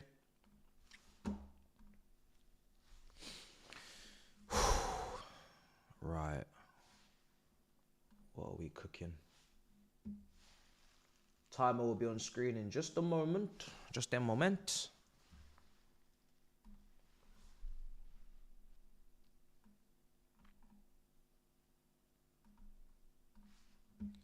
Right, Chelsea. Madueke, big opportunity to cook and to prove this manager, well, prove to him that you're serious about your life. It's a 3rd strike this season. That's not good. I'm not even talking about last season with the whole penalty incident and all that nonsense. 3rd strike. Can't be on 3 strikes. Not even in the new year yet, mate. Do you know what I mean? Let's be guided. Tosin. Let's be guided. For the man starting tonight. Colwell, big tackle. What a big night for him. Robert Sanchez. All right, lock in, lads. Let's go. Palmer. Let's go. Palmer, right side. Madueke. Nice early goal, please. Hey, cut that back. Cut it back. Use your head. Enzo's right there. Chelsea will use your head. Oh, I'm on mute. One sec. One sec. Caicedo wins the header. Delat is putting himself about again. He's making an impression here. Audio's on. A bit too much of an impression, I think, there. Oh, commentary. Oh. We don't want to get copyrighted. Shit. My bad. God damn. I can't even put on a little bit. Oh, that sucks. Usually you guys can't hear that. How comes you guys can hear the thing? That's weird. Usually you can't hear it. Ah, we fucked. YouTube, I ask of you one favor, okay? Don't shut my thing down. Just if you wanna disable the monetization, we will hold that, okay? We'll hold that. More they can't believe we will hold, okay? But please leave my stream up in good health. Leave it up in good health for the viewers so they can watch, so we can all enjoy the Chelsea, okay? Please don't take me down. That's all I ask. Oh, dear. How can you hear that? Oh, we just cleared it off the line, basically, Tosin. Cleared it off the line. And Tosin made some big clearances previously as well in the other games. Yeah, that's mad. I think it was Everton, was it?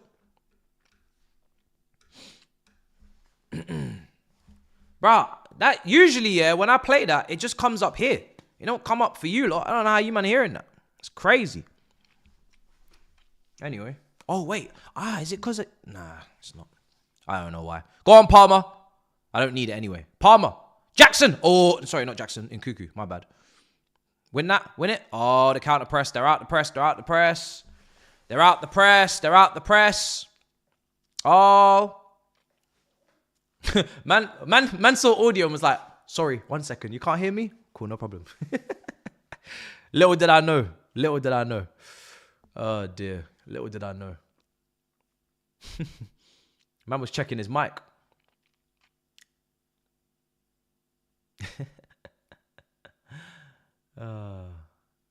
Maybe I don't know. Yeah, I don't know.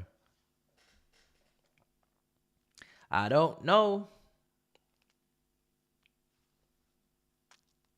Shame, because on Twitch you'd be able to play whatever the heck you want. There'd be no consequences, but here on the old YouTubes, you can't do that.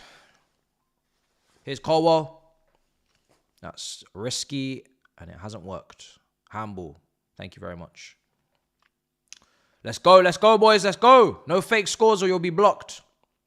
But we will give you 10 seconds to check if it was fake, and then we will block you. You might be ahead. Play it. Lovely, lovely. Let's make the right decisions in the final third, man. We literally could have walked that last chance in. Madueke just passes it to Enzo, lines it up for him. He gets a shot on goal. That's a chance. Enzo in Cuckoo. Nice. This is it. Just make the right decisions. You're going to win the game. Clip it in. Header. Oh, unlucky. Hey! Corner. Ref. No. Oh. Referee's on a madness. I know there's other teams playing today, but we don't care. I'll be real. It's about the mighty Chelsea today.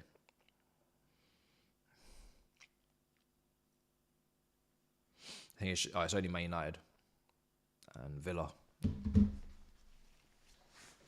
It's nice to just know if you win your game, you're in a good position, and you can move on. You don't have to watch other people's scores. That's how I like it to stay. Keep an eye on that Davies guy at left back. Actually, he's a good. He's got a whip, got a bit of a whip on him with the crosses and set pieces and that. Jesus Christ! Well done, Tosin. Delap's auditioning today. He's got glowing review from Maresca. Constantly getting linked with us. Is he? Swear he's right-footed, right?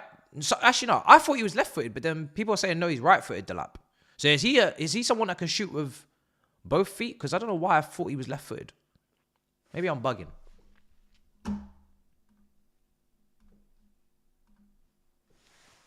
But then when I googled it, it said his preferred is the right foot.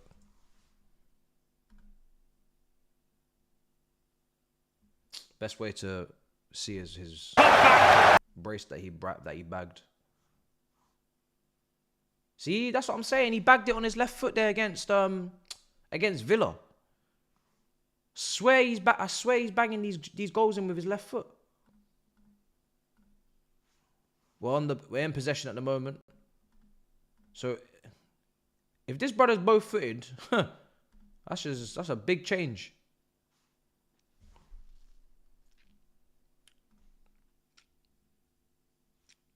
Madueke.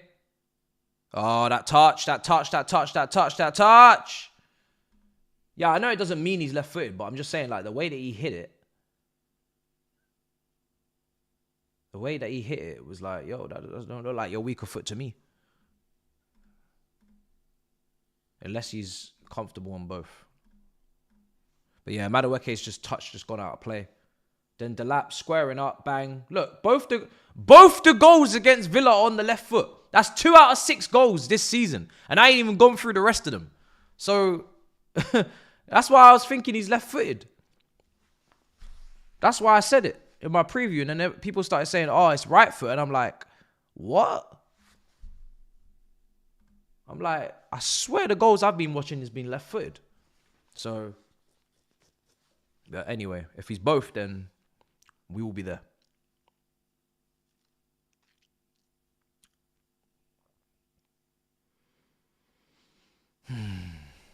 We're in possession at the moment.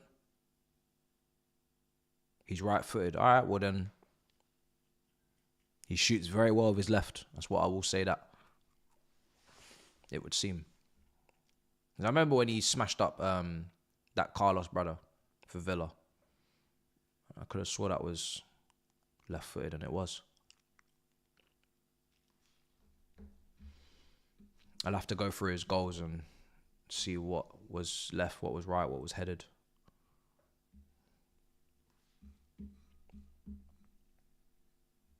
Imagine if they're all on his left. Madueke.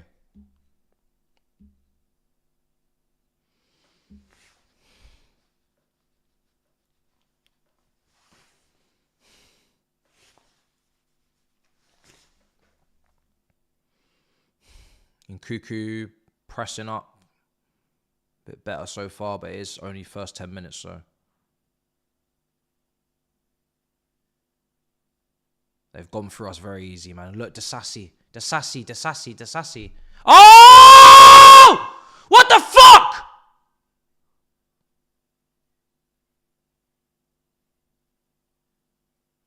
Are you Sanchez in disguise?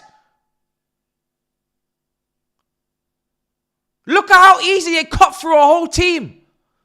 Look how high up Disasi is.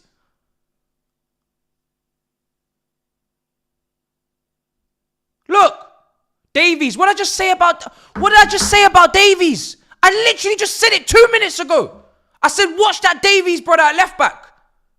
Because he's got a nice delivery on him. He's good on the ball. Delap! Ah! Delap! Of all people, winning a pen. The two players I've mentioned. Makes me sick. He better have dived. And if he is dived, send him off. Apparently, we haven't touched him. The way Jorgensen's moving, he's saying, I didn't touch him. Kukureya's gone mad. Two players we just mentioned.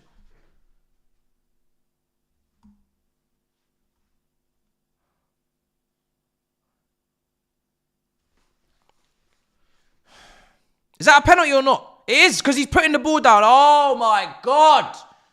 Oh, my days. They're just waltzing through the team. On that left-hand side. Delap has missed 2 of his last 3 penalties. Pray to God he's a Chelsea fan and he misses this. And he's taking it with his right foot. Brother, you need to figure out what foot you are. You're confused. He scores. Fuck! He scored. What foot is this guy? He doesn't even know. Man doesn't know what foot he is.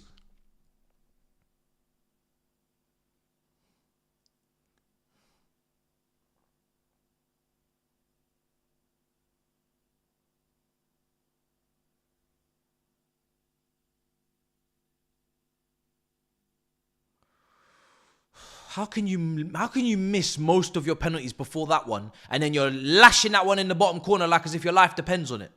Look at the way you're celebrating. Do you want to go back to the Championship?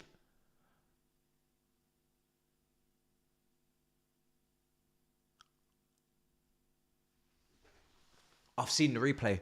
I've just seen the fucking replay! Oh my God! How is that a penalty? How is that a penalty? He's barely touched him. That should have gone to VAR. That should have gone to VAR. How is that a fucking penalty? How the fuck is that a penalty? In this day and age. We have VAR. You're not fucking using it. We have VAR for a reason. You're not checking. The goalkeeper said I didn't touch him. Go and check. Go and look at the monitor. You've not checked. Who is this referee? I need to Google him. Who is this man? You have just given a penalty to them for nothing. Minimal contact. I think one of his hair follicles on his leg has touched him. That's what's touched Delap. One of his hair follicles on his leg. Because he didn't shave. Because he didn't decide to shave his legs. That's why we've given away a penalty. Because we didn't decide, Jorgensen didn't decide to shave his legs. This is why it's a penalty. This is why it's a penalty. Now Delap's having free reign at goal, taking shots, getting saves. It's a fucking joke. How is that a penalty? How? Nobody in their right state of mind can tell me that's a penalty. He's not touched him. There might be a crinkle in his sock. His sock might not be completely flat. There might be a little crinkle. That's what's touched him. And he's gone and dived on the floor like he's been shot. Fucking idiots. This referee is a joke. This referee is a joke. I don't even complain about referees like that. I refrain from it because I don't really give two shits because usually these men are corrupt. But my God, I don't usually bother. But my God, that is a disgrace of a decision. Proper disgrace.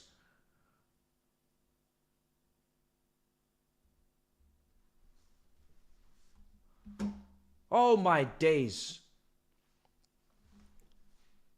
What a disgrace, man. There's me thinking Jorgensen done a madness.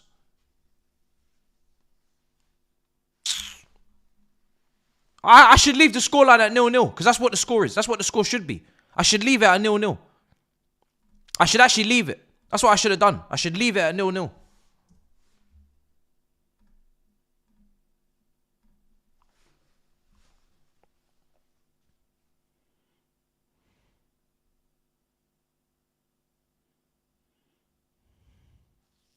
I don't think I want divers like that at my football club.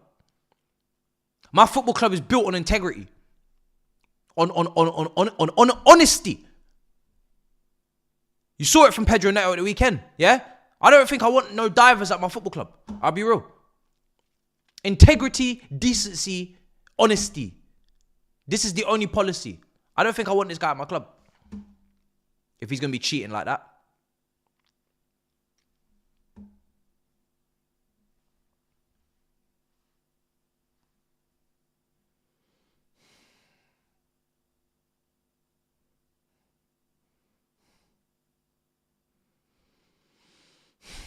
I can't believe this is happening.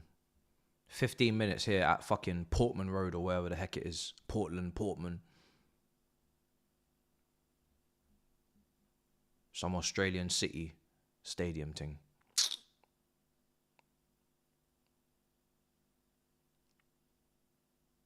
Oh, Felix. Bums on seats, mate. Seriously. Seeing that given as a Liverpool fan even bothered me. This is what I'm saying. Even the Liverpool fans are saying, what is going on? Look! Oh! I'm gonna... Fuck! Don't show me this replay again. Do not show me this fucking replay again. Stop fucking showing me this replay. Because I'm gonna lose it. Stop showing me this fucking replay. Show me the game. Because what's done is fucking done. Don't show me that fucking shit again. Yeah? Don't show me that shit again. Because I'm going to fucking lose it.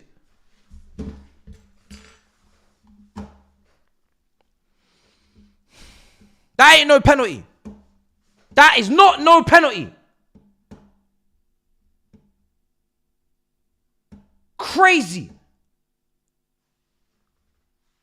Blasphemy.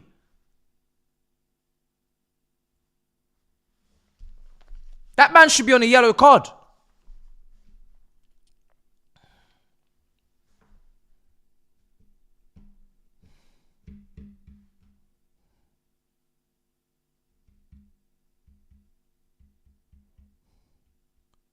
I said clips his foot. You man are crazy. You're the same man that if someone brushes past you on a train, you'll fall on the floor and dive and call TFL police and say that you got assaulted. That's what you man are. Anybody saying that's a penalty, yeah, you're mad. You're mad.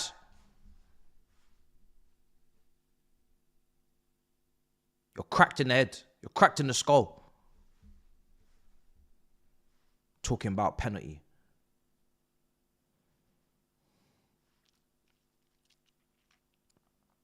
I'm meant to be a chill guy, but they're testing my patience today. I'll tell you that. Testing my patience today. Can't be a chill guy when there's corruption going on. That can't run. Madueke. Oh.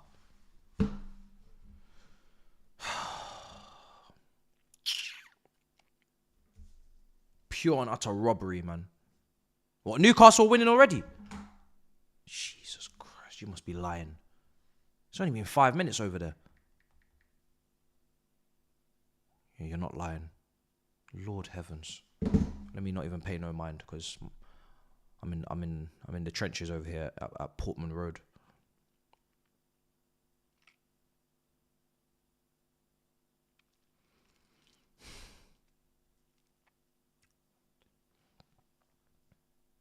I hope we go and celebrate in front of this referee if we score.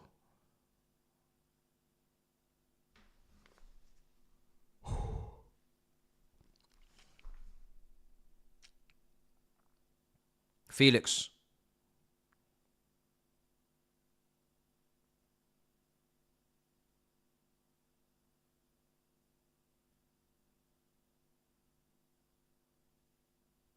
Free kick. That's a free kick. On in Cuckoo.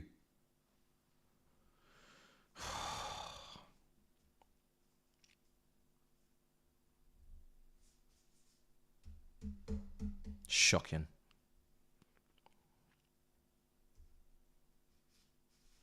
Right. This is the type of territory when Cuckoo at RB Leipzig is literally banging that top bins. And I don't think I've seen a single free kick from him since he signed. And he ain't even over the ball. See what I mean? What's happened? What's actually happened? This brother is not even... You know when we signed in Cuckoo, people were talking about, yo, free kicks. We got a free kick taker. This free kick is here. He won it. He ain't even standing near the ball. What has happened to this man? He ain't even standing near the ball. It's Enzo and Palmer. He ain't even asking for it. Is he not smashing them in training? In the training clips we're seeing on the socials from way back, it's him and Reece James taking shooting practice. Why is he not considering taking this? I don't understand what's going on. Did he forget how to take free kicks? It's actually mad. Palmer. Oh! Even the follow-up as well. It's hit the post and then the follow-up. The goal is gaping. You got to be on your toes. In Cuckoo, you got to be on your toes. You got to be on your toes. As soon as that shot is taken, you got to be on your toes. You got your hands on your hips looking at the ball. Be on your toes. As soon as that's hit, you got to be running towards goal. You would have been onside. Easy tapping. Fucking hell. This is the difference between elite and just whatever. Because you're not be switched on at all times.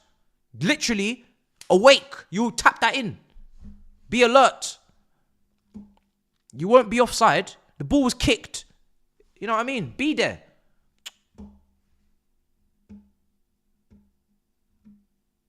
I don't give a shit who won it, bro. There's no excuse to switch off. Stay alive, especially when you're trying to prove yourself. Be awake.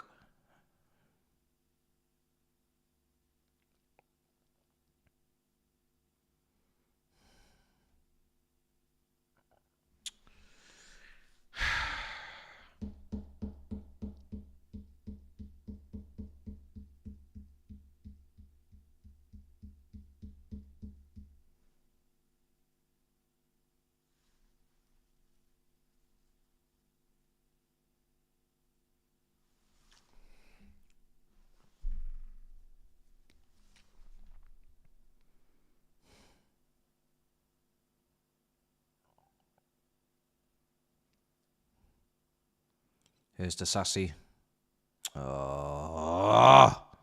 Free kick. Free kick for Ipswich. How is that a free kick for Ipswich? How? Are they not both holding each other? Oh, look! Delap's holding Tossin's shirt. Actually, if you look, he's literally grabbing the badge. But you're giving them a free kick. This referee is tapped in his skull. He's tapped. He doesn't understand. He doesn't understand. Palmer. Back post. Finish. Yes! Pick up that ball, bruv. Let's go. Come on. João Felix. 1-1. Come on. Brilliant ball. Cole Palmer. Of course. Involved. Let's go. Put these damn cheats away, man. Put them in prison. Oh my God, we're offside. We're offside. That's not a goal. That's not a goal. No, Matisse, you shouldn't have celebrated. That's not a goal. That's not 1-1. No, you fucked up. Pardon me.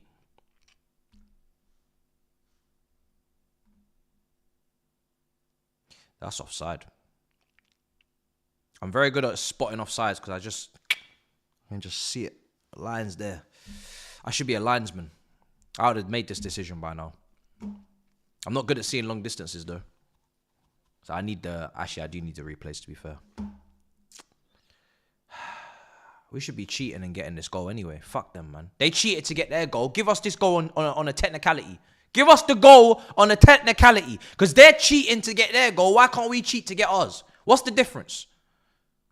Why are we playing by the rules and they're not? It ain't a goal. Just hurry up and check the thing and move on, man. What are you doing? I spy with my little eye. Fucking hell. It's about 6 pairs of eyes in there. You're still waffling. Showing me about 10 different replays. It's very clear that his big ass head is offside. Jesus Christ. Waiting all this time just for the decision to be fucking no goal. What are you waiting for? How can you still not see this? Are you seeing the same thing I'm seeing? I am -9. Specsaver said -9. Thick glasses. Thick. And I can see it's offside. So what are you waiting for? With your 2020 driver's license plate spotting lower of the line in the Specsaver seeing. How are you not seeing this offside? Hurry up and call the decision so we can move on with the game. Hurry up. I'm already pissed off as it is. Now these men are just fucking about now. Hurry up. God grief. Get this automated stuff in the Prem, man. Seriously, automated checks. Automated checks. Automated offside. Get it in. Get it in, man. Because these guys are just taking too long. Get the automated stuff in now. These men are blind, honestly. Jesus Christ. Taking so damn long. Fools.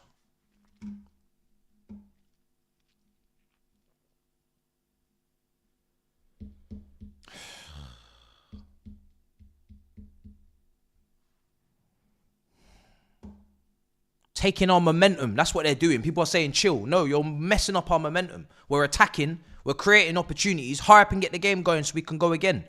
Giving these Ipswich players a breather so they can chase possession. Chase shadows. Giving them water break for clear offside. They get big water break now. What is this? World Cup in Saudi or something? Fools. Should be a red. It won't be. He'll probably book Cucurella. He ain't sending him off. He gonna book Cucurella. Look at this high-ass foot. Man's karate kicked him in the balls. He's gonna book Cucurella.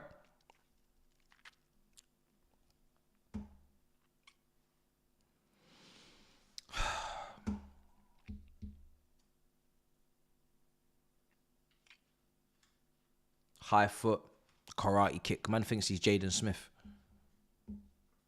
Amari Hutchinson moving like Jaden Smith, bro. He didn't even get booking. Crazy.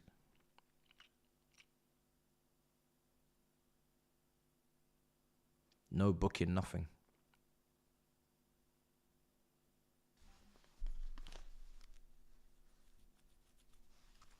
No booking, just no booking, just complacency.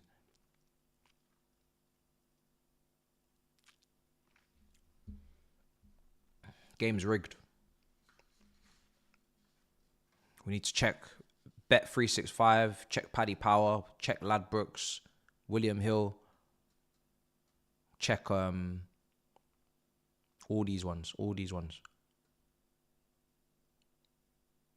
Gotta check. Start checking.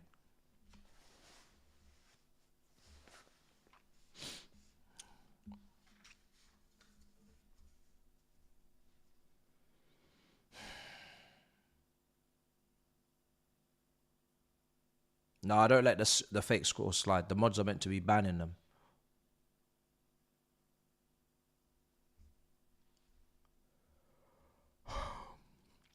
Caicedo. Oh, no. Oh, brilliant. Madueke. I did not think that was going to work. Brilliant from Enzo. Finish. Oh, he's hit him in the face. Good. Hold that, you donkey. Oh! Should have crashed that in, Cucurella. That would have been cold. Hold that.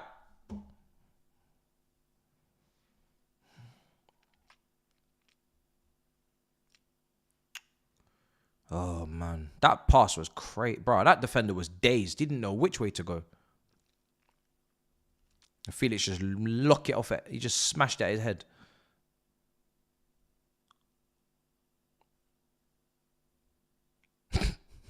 I think that was going top corner, you know. That's a big block. That was looking like a really good shot from Felix. I think it was going top corner. Looking like his Wolves strike. Yeah, man. Handball pen, 100%. Oh, this is very stressful when it shouldn't be. PTSD starting to act up again. I'm calm, you know. I'm so calm. I'm not even losing it a little bit.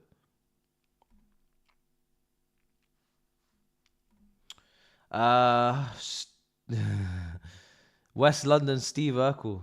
Smirkle. We had Rice and Trossard costing us 5 points. You still have 11 man on the pitch, right? Bro, I don't care, bro. That's not a penalty. I'm sorry. You can't just be giving man penalties like that for no work. These men get Christmas bonus and they didn't even turn up to the job once, bro. They're not even on job. That's like getting hired on December the 22nd and then receiving Christmas bonus. It's like, bro, that's a bit stupid. You didn't even do any work. Your first day is the 1st of January. Why are you getting Christmas bonus? It don't make no sense. These men are just getting gifts. Bonuses, gifts, all sorts. They're not doing nothing. They don't deserve that. Free kick. Start booking people before we start filing reports on your ass, yeah? It's pissing me off now.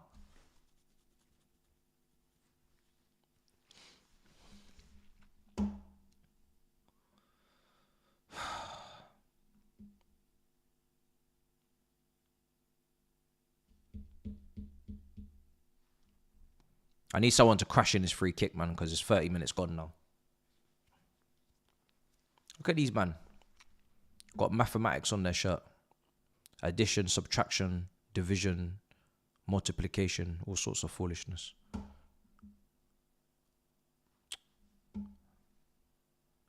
2-0 Newcastle. Wow.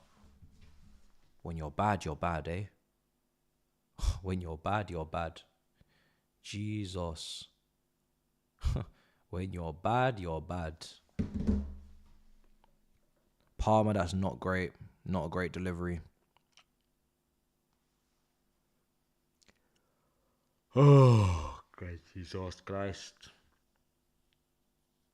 We need to come back, man. This is crazy.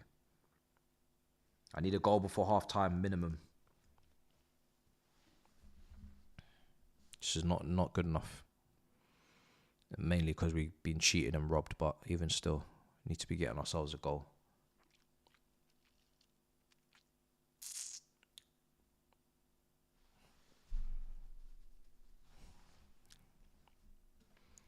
Man said Amarim Ball's getting bypassed in behind, bruv. It's crazy. This is what they're saying. Getting done in behind, mate. It's crazy. Pen for Villa. 1-0 down at home to Brighton. Felix.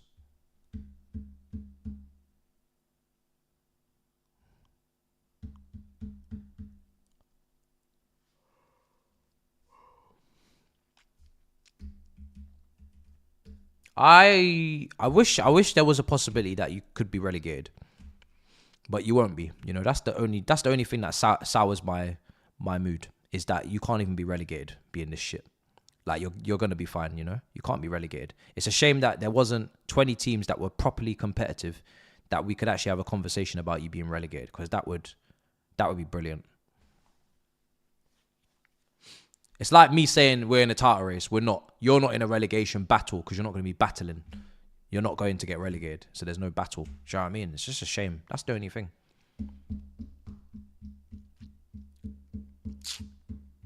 Because we ain't had a big club get relegated in a while. We need that. We need that. We need that. We want that. Shoot! Oh, wait, no. What you got for me? Oh, Caicedo! Oh, Jesus. Oh, we need a goal.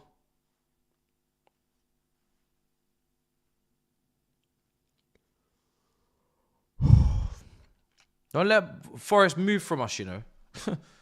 Guys, don't let Forest get past us and leave us behind. We need to win this game. I don't know where Forest think they're going.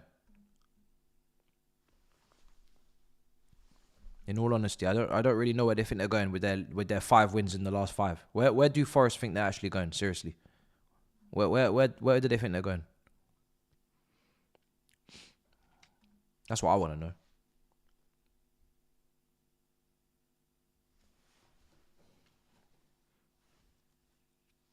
Colwell intercepted.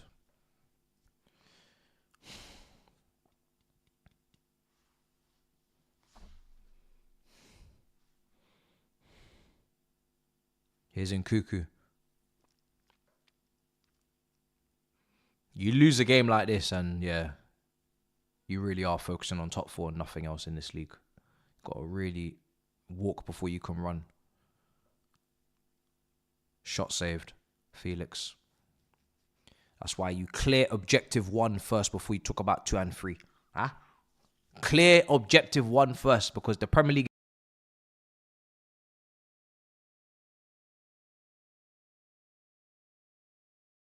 No nonsense. We need to win this game.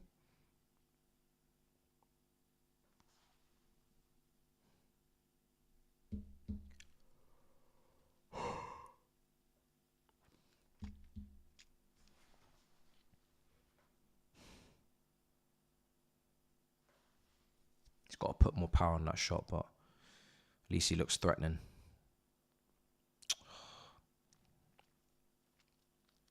Caicedo. Oh, Enzo. Oh, we've lost the 50-50 shoulder barge. Oh, my days. Oh, thank goodness. Well done, Nonny. Well done, Nonny. That's the work rate. That's good. What you got for me now? Do you have a pass for me? That wasn't the pass I was thinking, but it's fine. Enzo. Nice.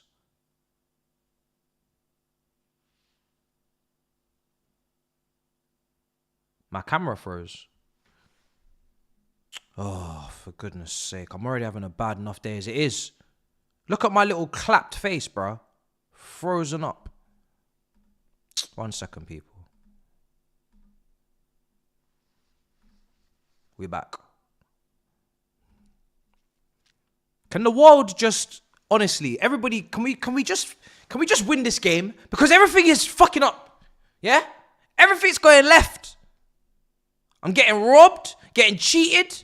Camera now wants to play games. Can we just focus? Can we just handle business? Damn. I ain't even got this thing on 4K. There's no reason for it to be glitching. Handle your business, camera. Handle your business. We don't have time to talk about you today. We ain't got time for technical issues. You focus on your job, yeah? I'll focus on mine, yeah? Liam Delap's focusing on his, being an absolute shithouse. Look at him in our box again. Oh, my days. Woo! Jorgensen's having to make saves today. Getting tested. Who on test? My goodness. We're getting worked. Man's getting good work. Bro, the sassy. Someone in my comments last couple of days, they said, oh, you're picking on Disasi. He's our best centre-back. He's not our best centre-back, okay? Use your eyes. He's not our best centre-back. Don't be extreme. You might think I'm picking on him. I think I'm being honest with what I think and my opinion. And I think he don't suit us. Just my opinion. Don't think he's good enough for us. Just my opinion. But to try and say that he's our best centre-back, someone actually tried to say that. And they left the fattest paragraph saying it as well. I swear to God, I was this close to just slapping my own screen. I read it on my phone, slapping my phone out of my hand, reading that nonsense. Man said best centre-back. What on earth are you talking about? Best centre-back.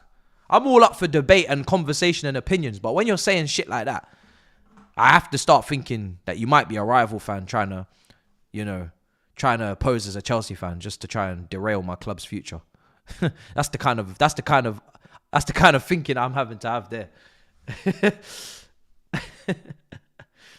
Oh dear. Some crazy shit. But he's out. I'm not even gonna say he's like wildly out of position, but he just can't play out. A slow centre back cannot play wide centre back. It defeats all logic. A slow centre back at wide centre back is a recipe for disaster. It just doesn't work. And even Colwell's not quick. That's why he's meant to be in the middle as well. Really, most of the time, Maresca try to put him in the middle, but he can't always keep him there. But yeah, we need some quicker centre backs. So hopefully this Argentine Angelo brother, he better be quick. Argentine Aaron, hopefully he's fast. I need centre backs that can run. Here's Colwell. Cucurella.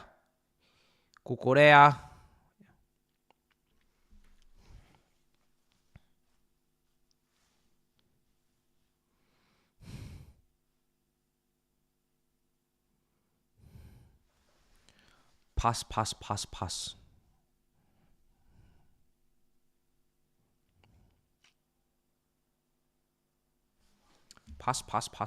Oh my days. The lap almost took it off tossing. That brother's hungry. That brother is hungry.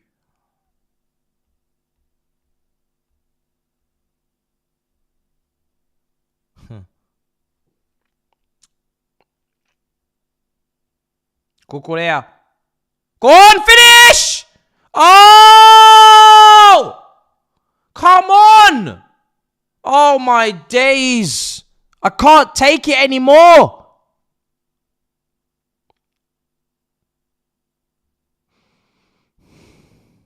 I can't do it.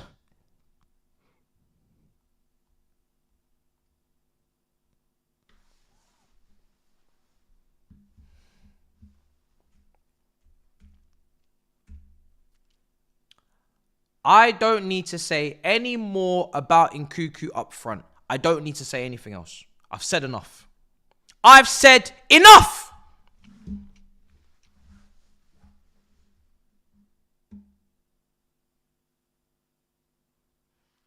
And people were getting on to me, because they said, oh, no, he can play up front. I said, no, he can't. He can't. He cannot. Now, I don't know what's going on, because even at least his finishing should still be, we talk about all the other extra stuff, but at least the finishing should be there. But maybe low confidence, I don't know. That kind of stuff starts to get involved, obviously, when you're talking about forwards and finishing, and low confidence is always a part to play. But I don't know, man.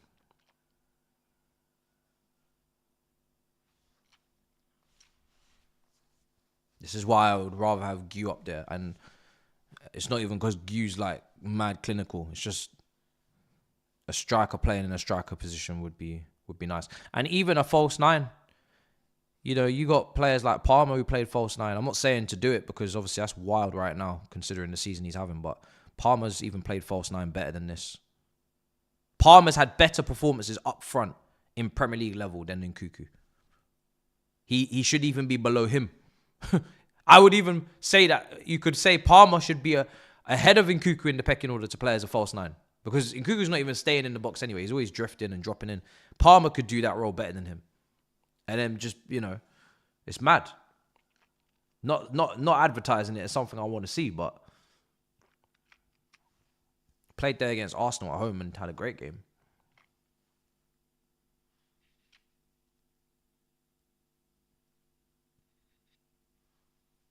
Colwell.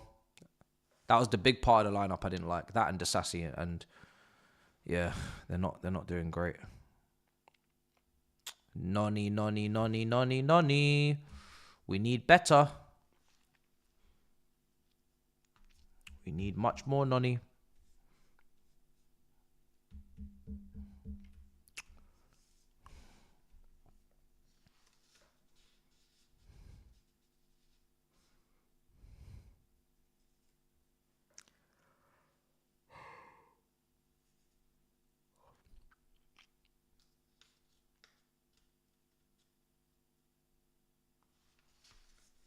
Oh,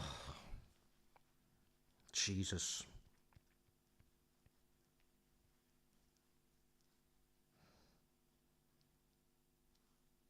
Jesus.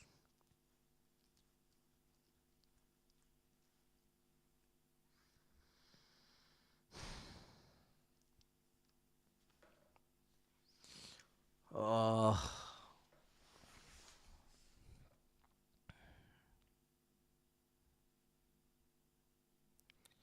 Oh, they're screaming for another pen. Delap, you little diving bastard. You diving Delap bastard. Diving little bastard.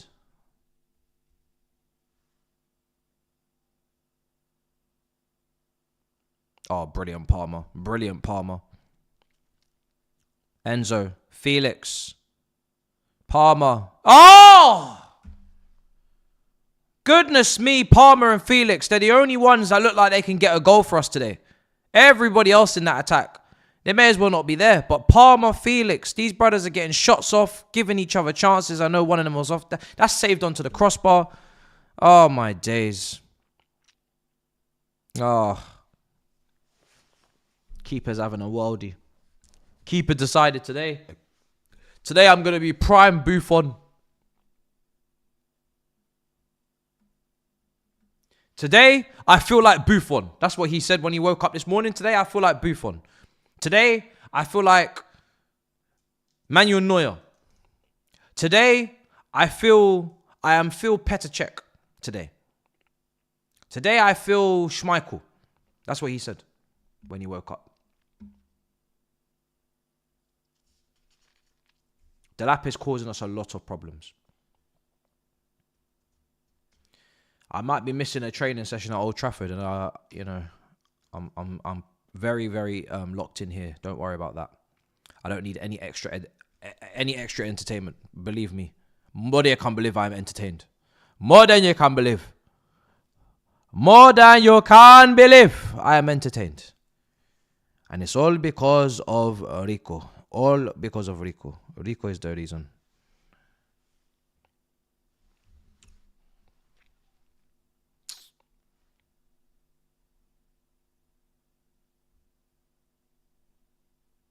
I swear this is the same goalkeeper that was level with Sanchez for errors leading to goals. Where are the errors leading to those goals? Where are they? Where are the errors? Ipswich keeper. Where are the errors leading to goal? Last time I checked, you are a man that gives goals. So where are they today? Where are the goals you give? Because today you decide to be Superman.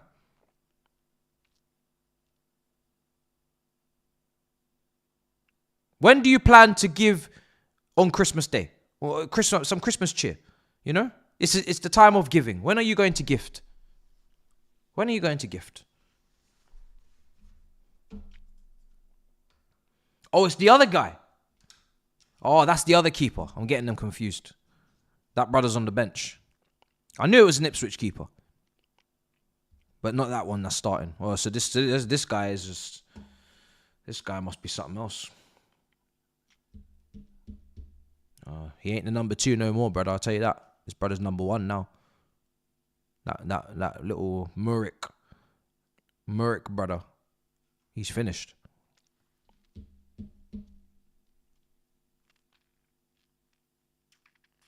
Yeah, the new guy. The new guy has my seal of approval. Ipswich, if you needed it. Chelsea fans have your thumbs up. Good keeper you have here. Very good.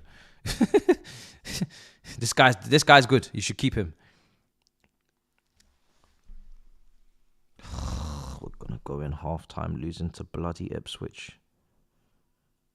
Welcome to the winter period at Chelsea Football Club. It doesn't matter who's in charge. It doesn't matter who plays. Christmas period for Chelsea is always a problem. Always a problem. Ever since I stepped foot on this planet, I have seen nothing but misery at this time of year with this football club. Always L's, always draws, always problems. Every time. When was the last time we went through Christmas and it was good? And we won the games? When? Doesn't exist. Sometimes we start early December, sometimes we leave it for mid-December. But we will always be there in December. Always will be there. We will be there. Well, I can't believe we'll be there. We'll be there. Every December, we're there. We should. I wouldn't mind one of them winter breaks. That's something that Germany do. We need to bring that to England. We need to bring winter breaks to football in the UK. No more Boxing Day matches. No more this nonsense.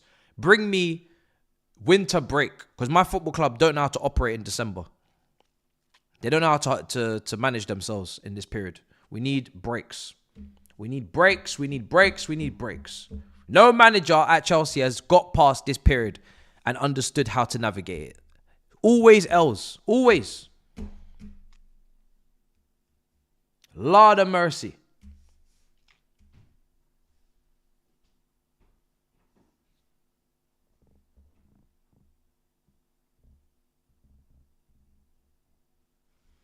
Rivals want us to say we're in a title race. You fools.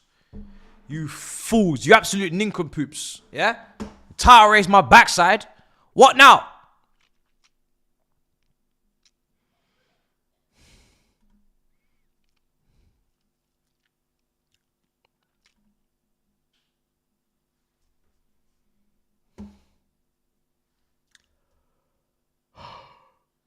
Guys. I'm going to get a bottle of water.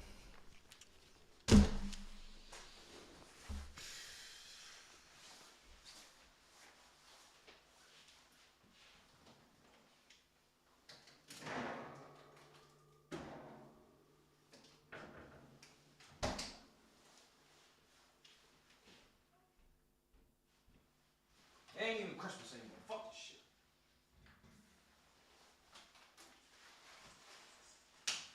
Turn the Christmas tree off, right? That's it. No more joy, no more Christmas, no more nothing. Christmas tree lights are off until further notice. Yeah? Christmas tree lights are off. In fact, Christmas is finished. The holidays are finished. Finished. No more happiness. No more.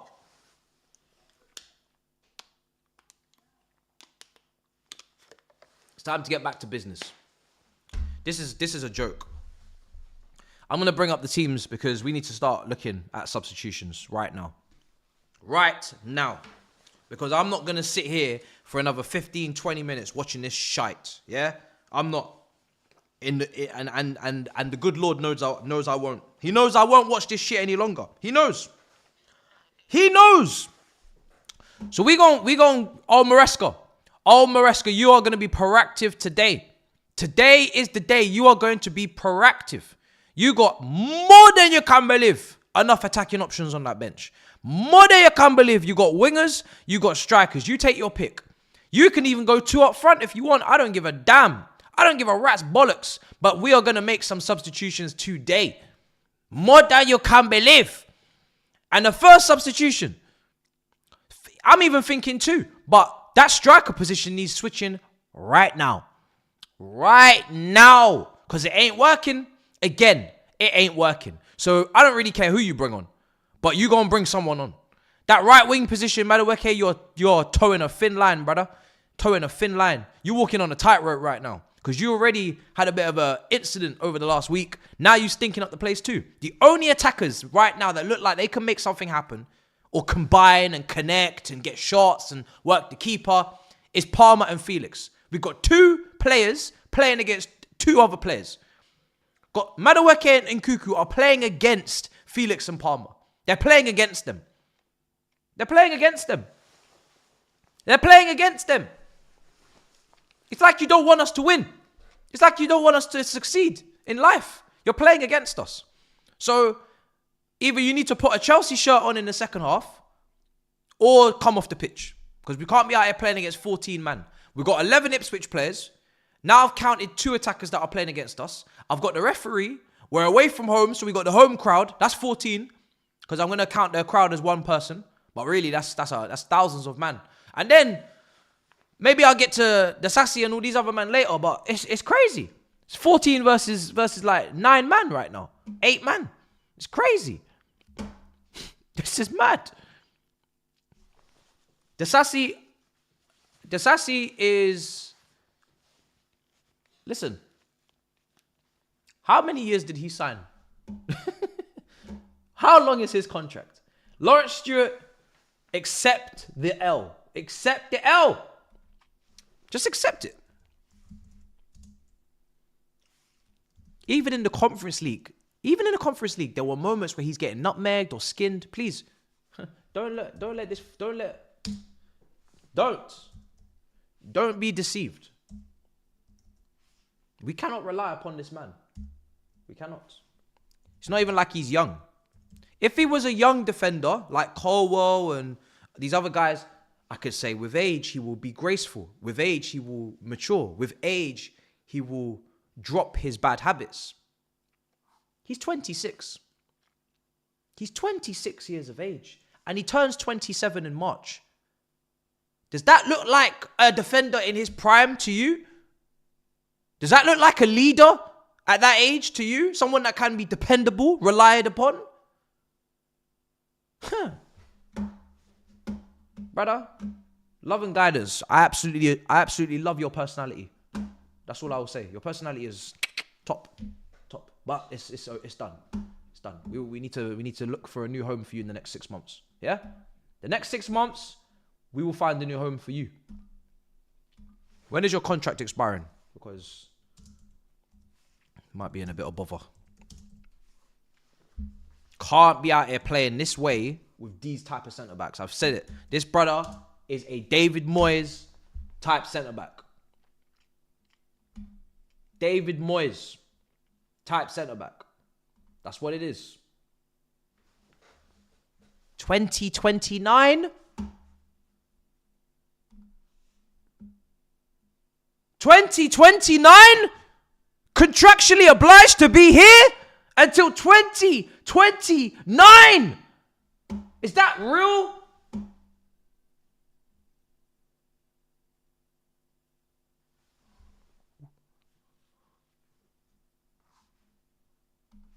Brother, that ain't next summer or the summer after that. It ain't the summer after that. It ain't the summer after that. It's the summer after that.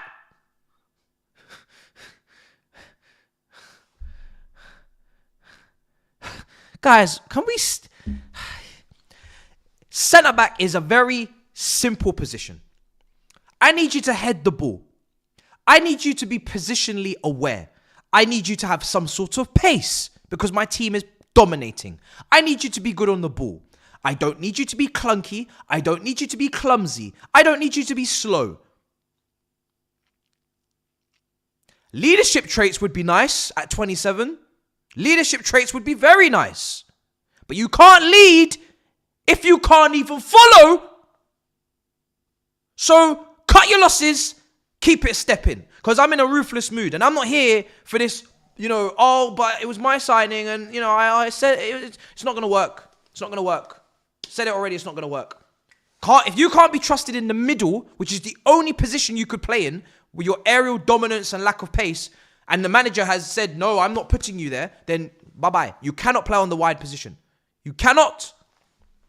End of experiment. This is not Lilo and Stitch. I'm not here to dash all the different pods into the water to see which monster I get next. Out! Out! Out! Out! Out! It's Ipswich. Exactly. It's Ipswich. You should be having a masterclass. It is Ipswich. We are not we're not playing a good team in terms of the league table. We're talking about the Sassy. That's who I'm saying out, out, out. Sell, sell, sell, sell. Money, please. Money, please. Money, please. You know, I've seen enough.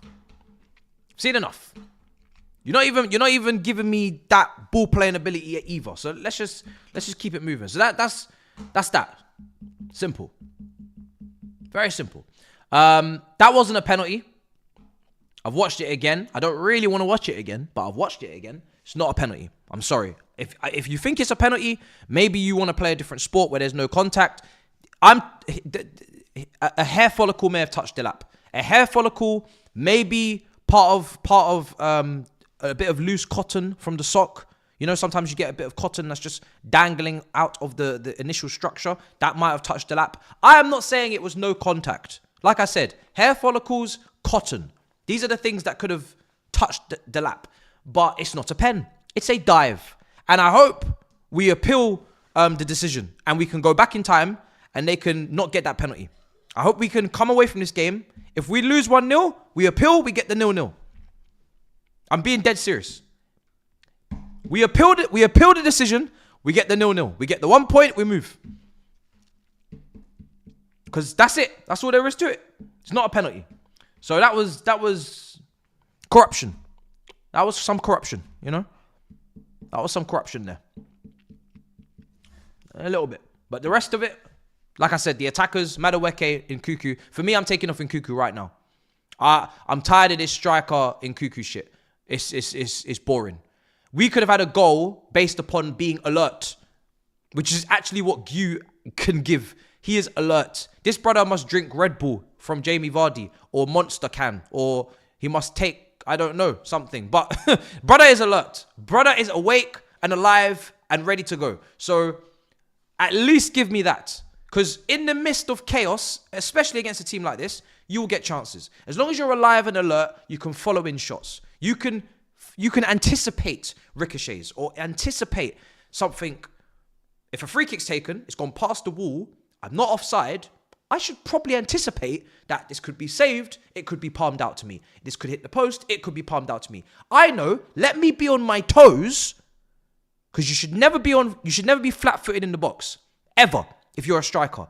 It's a rule. Don't be flat-footed. Be on your toes. Pretend the floor is lava. You should be ready to pounce on anything. And first-time reactions. First-time shots. Not touches. First time. So, I want more action. I want more people to be alive and active and ready to pounce. If you don't have the quality, at least have the commitment. You can't not be giving me quality and not giving me commitment or enough commitment. So, I need that change made. From now on, going forward, for the rest of the season, I just want to see this guy deeper. He could play 8, not off the ball, but on the ball, better than he can play up front right now. It's getting to that point. I'd actually start moving him back. There was a guy on Twitter a couple years ago, or maybe it was last year, he did a thread. Why Christopher Nkuku would be a great DM. A DM. Now, obviously everybody killed him, and that individual probably has had to deactivate. But the point being, maybe he was cooking. Maybe, just maybe, he was cooking up something. He used to play right wing for PSG when he was 18. I think Tuchel had him doing wing back. I'm not against it at this point. You might have to go do wing back shift. You might have to go play right wing. I don't know. I need something else for you, bro. I need to see something different for you because this ain't working. I'm open to any dialogue that wants to be opened up. I'm here for it. Put this brother in the 6. Fuck it. Put him in the 6. Put that brother in the 6, man. So yeah, I need him moved. Man, immediately. He can't keep doing this. This is crazy. On the bench, we got a lot of fullbacks. If you're looking at taking off Disasi, you'll be happy to know you have plenty of options. Plenty. You have Achimpong. You have Reece James. Actually, no, you don't. Leave Reece James out of this. Gusto's been struggling recently, so you have Achimpong. Achimpong is a player that I would have started for this game. I know it's a bit soon for some, but I really don't care anymore. I'm seeing too many players at right side centre back get ripped up in the last few weeks. Just play the kid. Just play the kid. Please, please, please play the kid. So yeah, that's where we're at. Play the kid. Play the kid. And yeah, that's it. We're struggling with the lap. We're struggling on transitions. We're struggling on the counter. We're struggling. We're struggling. Second half's going to kick off in a minute. I pray that we recover, we respond, and we win. A draw is not a good result. I'm going to say that now, just before people are confused. A draw is a bad result. I am not taking a draw now. I'm not taking a draw if we're 1-0 down with 20 minutes left. I'm not taking a draw. If Man United can go to Man City and score 2 goals in 5 minutes, then that's exactly how I'm going to approach this second half. Until the final whistle blows, I ain't taking anything other than a win. I'm sorry. We need to win this game. We've got to get back on the horse. It's a little horse, but we got to get back on the horse. We've got to be on some sort of horse. You know, as Mourinho said, it's the little horse.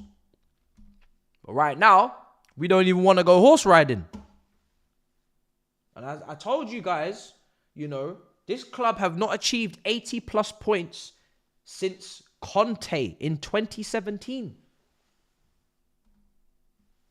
You know, it's a lot of points to accumulate to be talking about doing up a whole heap of trophy lifting and that. Lord heavens, brother. I ain't even seen 80 points. I didn't even see 80 points under Tuchel. Do you know how hard it is to get to 80 points? Can we please remain guided? 80 points. Do you know how mad it would be if this team got 80 points? Crazy. I'm talking about 81, 80. No more, no less. 80 would be wild. So, right now, we're struggling. We need to get a win. This ain't no joke. All right, we've kicked off. I've done my team talk now.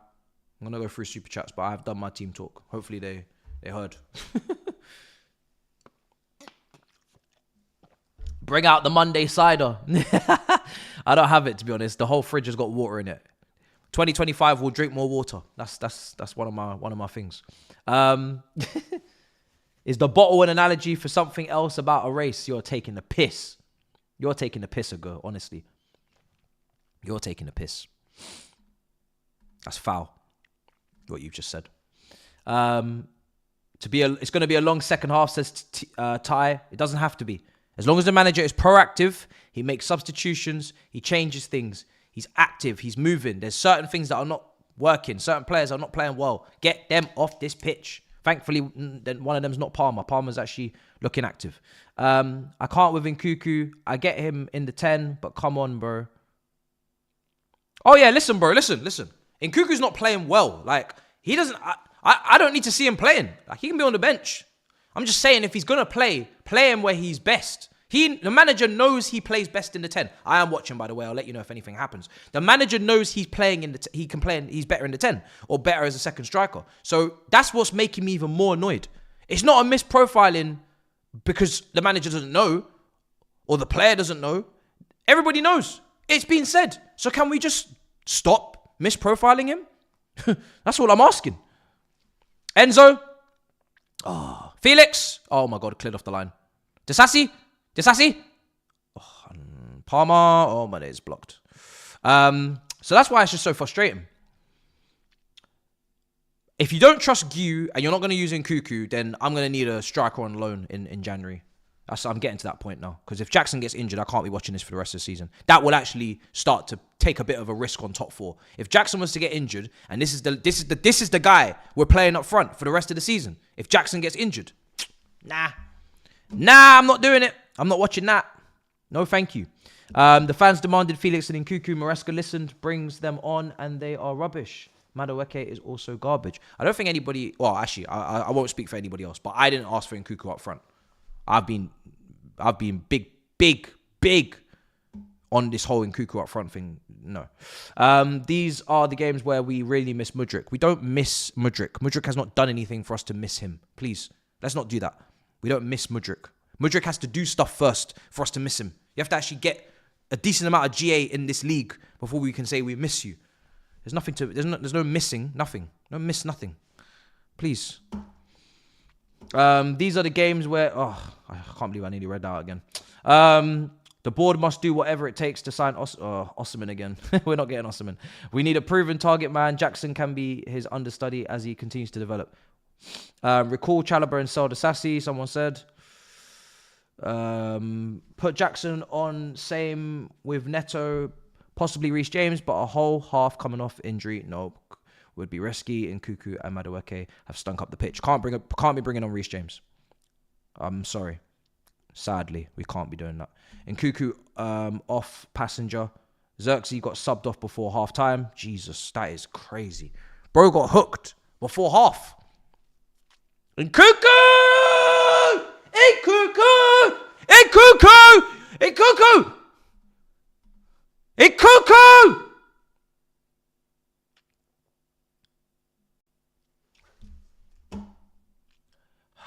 Brother just passed out of play.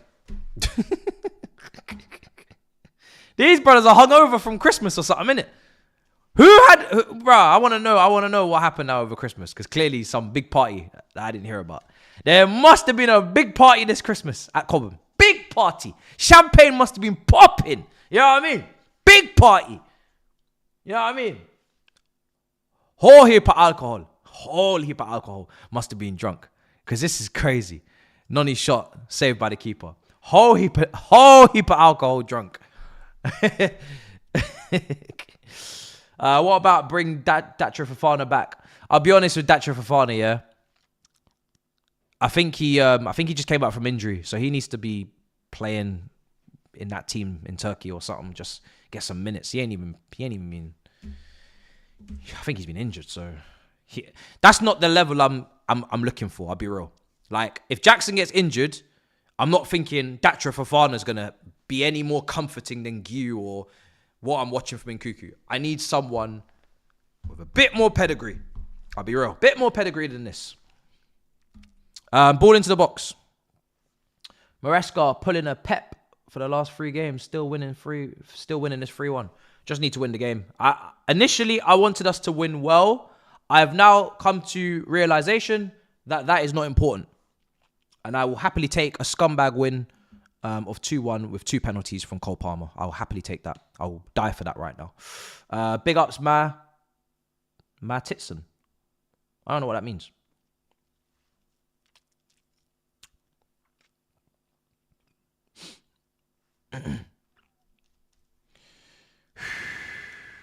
We're going to win the game, guys. Don't worry about it. We're going to win the game. Let's just speak it into existence. It's the only way. We are going to win the game. We're going to win the game. Disasi's like so right back, so ball carrying, stepping into midfield, stepping into like it's not even funny. He's not even like good at crossing or anything or good at shooting. At this point, really bring on a right back. Really bring on someone else. He's not even playing as a centre back. He's so right, wide and up the pitch, and we need someone who can blaze the ball in between the lines to get some goals. Like, bruh, get off the pitch. It just don't make no sense. Oh, look, just hooked it into fucking Ipswich again. There we go. Like, what are we doing?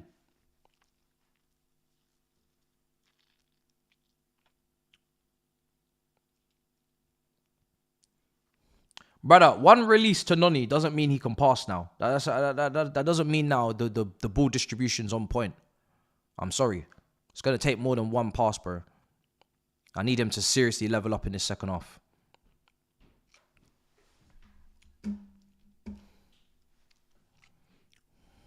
Here's Felix.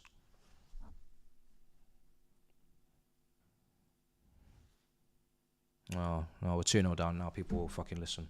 Jesus Christ. Cheers. Let's see whose fucking fault this is.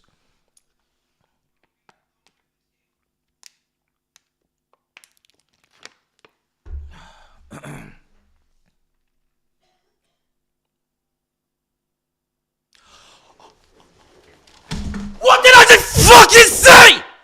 What did I just say? What did I just fucking... No, fuck you. Fuck you! Because you know what? I'm sick and tired of being fucking right. I'm tired of it. I'm fucking tired of it. I've said it time and time again, and you continue to fucking doubt me. I got 8 eyes, brother. Not even 4. 8. 8 okay. Oh, he's passing well. Fuck off. Oh, he's doing just fine. Fuck off. Fuck off. Do you listen now? Do you hear me now? Do you understand now? Hope so. Hope so. Because it took a second goal for you to listen. A second goal for you to understand. He is not playing well. I know what that position is capable of. I watched Aspilicueta play that position and service Morata. I've seen people play this position at Chelsea. We play back threes. More than you can believe. He is not good enough. Sell. Sold to the highest bidder. Bye-bye. Do you understand me? I repeat, fuck off. Fuck. Fools, man. Fucking idiots.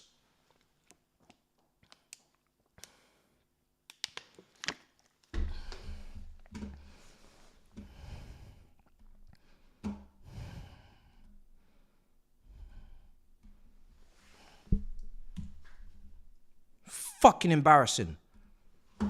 No pressure. No press. Nobody attacking you.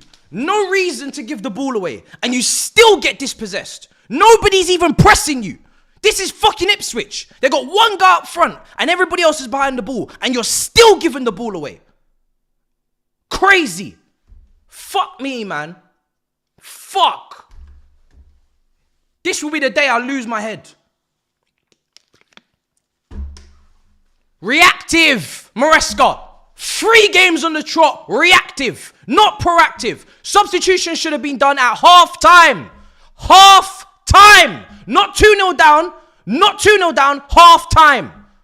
What are you waiting for? We're watching the same game. You've got 3 people that can play his position at right side centre back. You've got 2 strikers that can play in Nkunku's position. What are you waiting for? What are you waiting for? Are you waiting for God? Are you waiting for Jesus? Are you waiting for prayers? What are you waiting for? It's not Sunday, bruv. You think it's church. What are you waiting for? Please tell me, because I would love to know. What are you waiting for? You waiting for the second goal? All right, cool, you got it now. Now we need 3 goals, because I'm still not taking a draw, by the way. I'm not taking a draw, because I'm sick and tired of this. Basic errors in this game. Basic mistakes in the lineup. Basic mistakes in the in-game management. I'm not taking a draw. Why am I taking a draw at Ipswich? Nah, fuck that. Go and win the game. Go and win the game. Crazy. The Sassy's just gone and lobbed it into the crowd. This brother thinks he's bloody Alex, the Brazilian brother. He thinks he's Belletti. He thinks he's Belletti. Brother's having an identity crisis in front of our eyes. Hutchinson scored. I didn't even see who scored. Hutchinson scored against us. Set up by Delap. Aye, listen. Finished. I don't want to watch this no more. Finish this game, man. We move.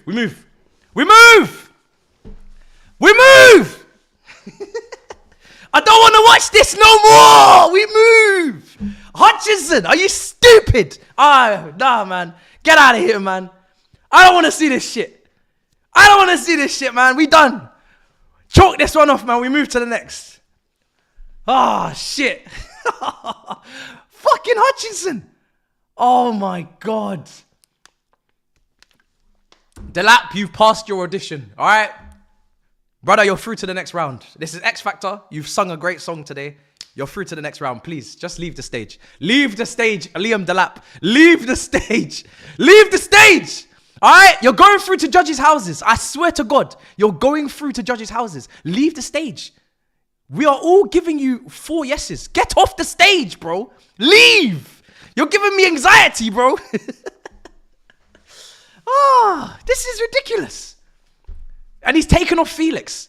The one player in the first half with Palmer that was looking like doing some danger. He's taken him off. He's left on Nkunku.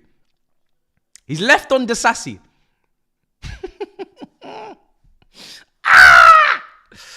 Maresca, it's so good that we've built up so much love, because if this was a normal person, I'd be losing my head. But we've built up a good relationship. So I can excuse these moments of fuckery, because we built up something. You know what I mean? It's good that we built this up, because damn, this is painful.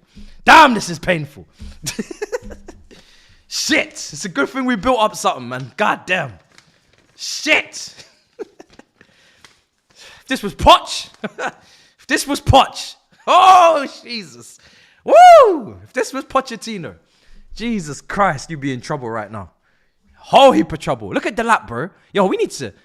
Yo, this brother's causing issues. God. Ah. God damn. Very angry. Very angry. Very angry right now. Very hot. Very hot. Man is hot. Man is very hot. Shambles. Shambolic. Absolutely shambolic. Shocking result. Disgusting result. This is nasty. Yep. Embarrassing. Careful. Be very careful. 3 points above Newcastle right now. They're going to win, and we look like we're going to lose. 3 points above Newcastle. Relax yourselves. Your buffer, you are running out of your buffer. Your buffer is diminishing. Such a good buffer that you can afford to keep doing this shit. Even for probably one more game. But your buffer, you're running out of your buffer. So just know that. Taking the piss a bit now. Be real. Taking the piss now. Man said, I'm feeling like Pep, bro. Feeling like Pep Guardiola. Man's feeling like Pep Guardiola. Man just going for the water bottle like crazy, bro. I'm gonna get through so much water. My piss gonna be transparent by the end of this game. I'm telling you. It's gonna be transparent. Man gonna be pissing out smoke after this game. These man got me out here drinking a whole litre of water. I'm gonna be the healthiest boy in the world, bro. I'll tell you that facts. What the fuck is this unknown caller? Who the hell is ringing me at this goddamn time? It's 9 o'clock.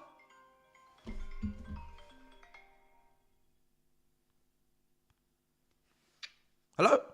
Hey, long. No, yeah, no, no, no, no, no, no, no, no, no, no, no, no, no, no, no, no. No, no, no, no, no, no, no, no, no, no, no, no, no, no, no, no, no, no, no, no. We ain't doing that. We is not doing that. We is not doing that. Yeah? I ain't ringing nobody's phones this season, apart from Man United fans. We is not doing that. We is not doing that. We is not doing that. No.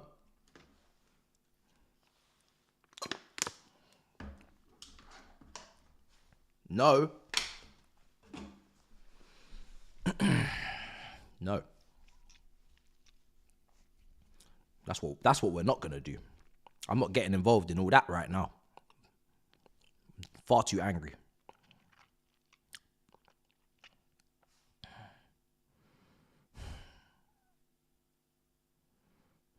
That's why I leave my phone on D&D during these damn games.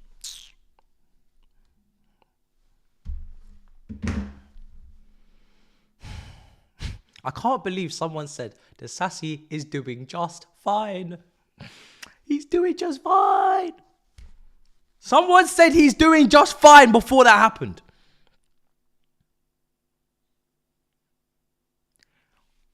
Play for Chelsea against Ipswich and you're doing just fine. Are these the standards? You're doing just fine. You're doing just fine against Ipswich. Get out of my club. Doing just fine. Doing just fine. Fuck me. You know, if it was an academy product and they were doing just fine out of the academy against Ipswich, that would be okay. That's the kind of standard for someone 18 years old coming out the academy, playing against Ipswich, doing just fine. Not a 26-year-old, borderline 27-year-old doing just fine against Ipswich. Get out. Get out.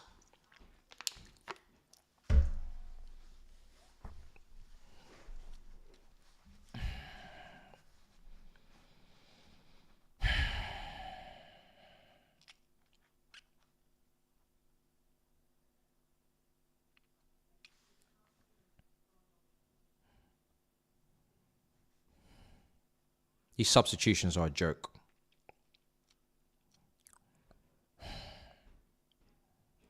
I don't know how Nkuku is still on this pitch. Is this a... What is going on? Get Gu on, please. Give us something. Just give us some life. When the ball enters the box, he can go out for a header or something. Jesus. God.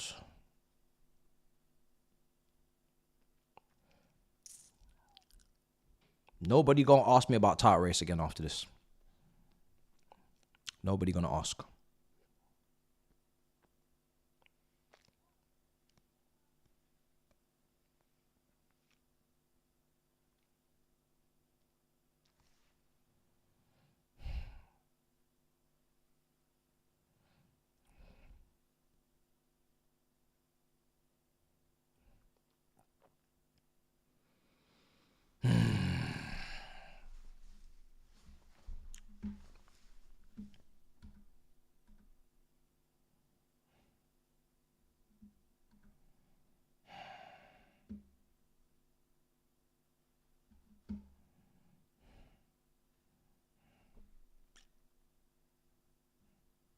He's a fucking disgrace.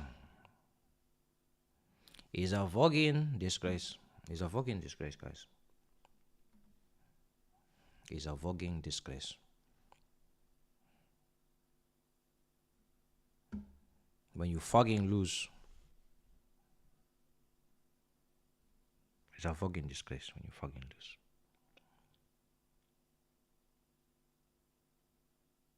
In that speech, it sounded like Arteta was going to start crying. I get it. I get it. When he left that room, he definitely shed a tear. I get it. I get it. I'm going to shed a tear as well. I'm definitely going to shed a tear. These lot are ruining the last game of the year. The last game of the year, these men decided to ruin it. You mess up Boxing Day. You trying to mess up Christmas Eve? What's going on here? I thought we was a family. Huh? I thought we was a family. I'm confused. You take away one of the holidays, next one you want to take away which one? What's next?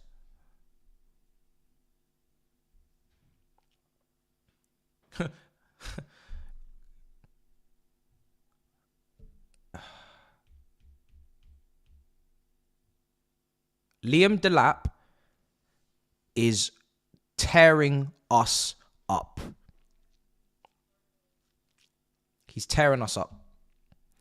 He's tearing us up.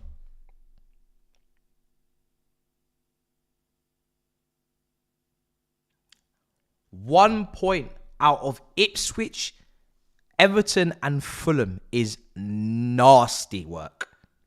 Nasty work. And this is why the game is not played on paper. You would have thought that you would have thought it would have been 7 points out of 9 at worst. At worst.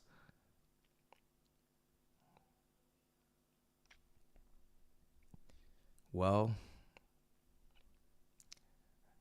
you would be wrong. Anything can happen in this damn league.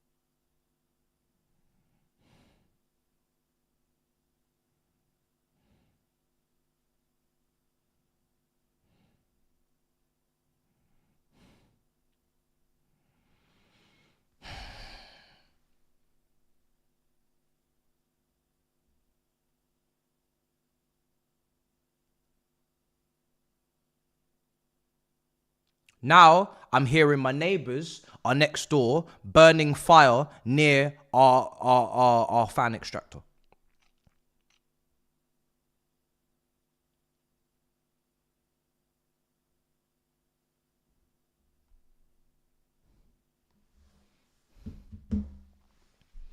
They shouldn't fuck with me today. I'll be honest. They shouldn't fuck with me today.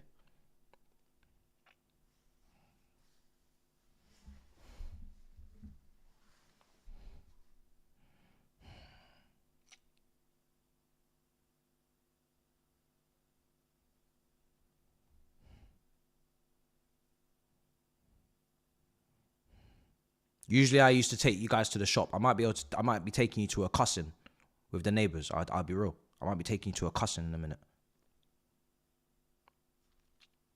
These idiots, I swear. It's every day with them. Every day they have to do something to disturb the peace. One day they're putting their rubbish in our bins. Next day they're burning shit near the extractor. Next day they're setting off fireworks. Next day, just fuck off, okay? Because it's gonna be a problem. It's gonna be a problem soon.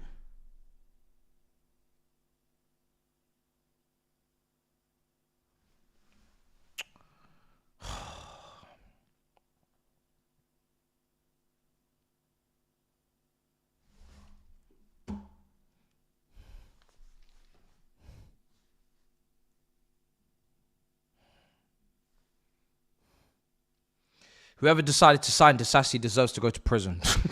That's the super chat that just came in. Oh my god. Why remove Felix and leave Disassi? I don't understand the logic, honestly. You've got Ed Sheeran here fucking laughing. He's going to be all over the post-match doing interviews. Oh, goodness. Goodness me. They're going to take me to the damn farm. They're going to take me to the damn farm and get me the tractor like they got X. They're going to be trying to chase me with the damn tractor, try to run me over.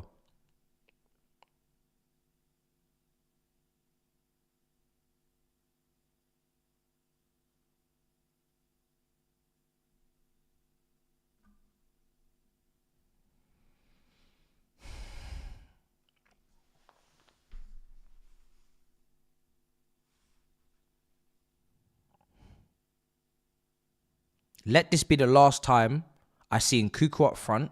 I see Disassi in the starting 11. Last time. Those two done in these positions.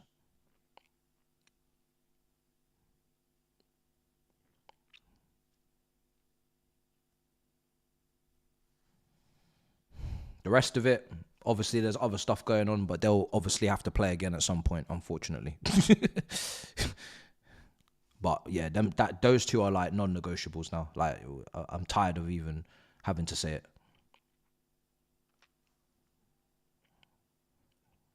Madueke, listen. Esteval may deal with you. I'll be real. Esteval may deal with you. You better hope that the kid is immature and likes to go clubbing or something. Because if that kid is it depends. It's like Pato. Decide. Are you going to chill with these Brazilians or these Brazilians? You decide. But you better hope he chooses the wrong side.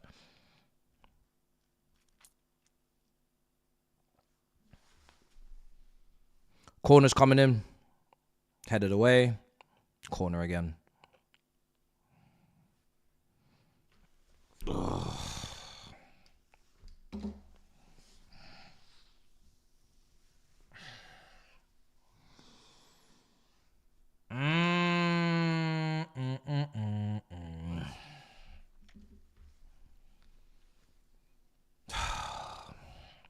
Another corner, another clearance.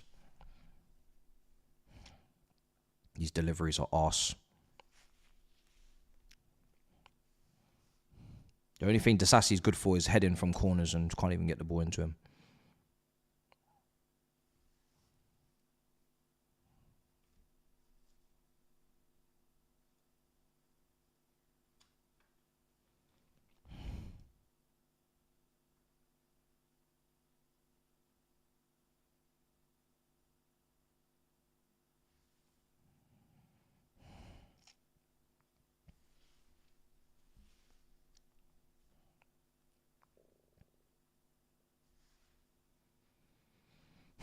Look at Delap.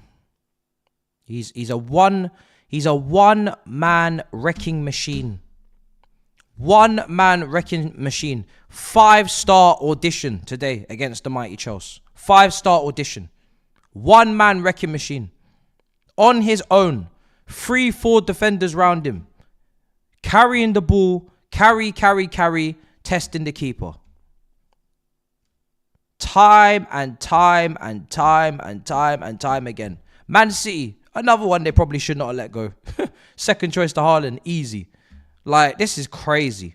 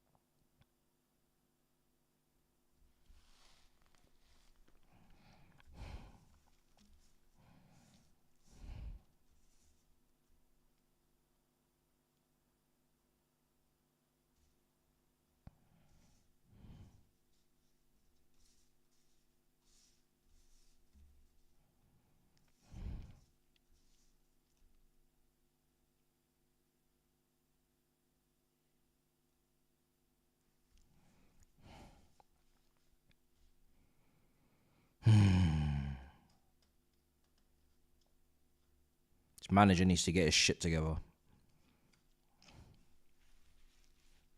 Seriously, get your shit together and start making the right calls, because you can't keep playing these players in these positions, watching them stink out the gaff and then playing them again.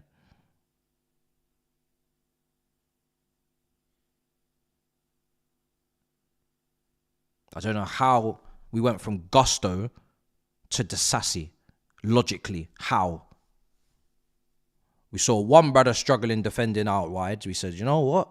Let me bring in the slower brother, who also struggles. Let's bring him in.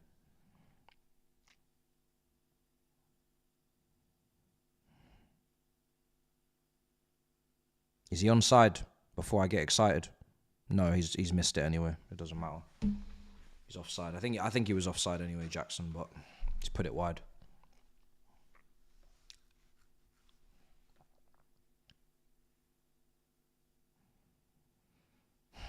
Yeah, he made the run, but then he had to stop, and then, yeah.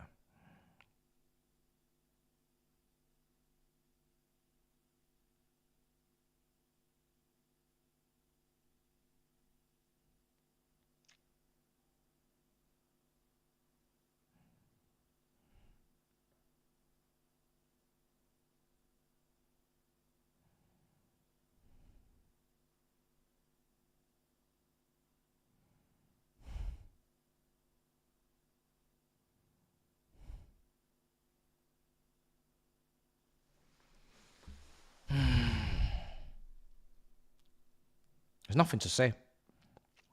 I said it all at halftime and nothing happened.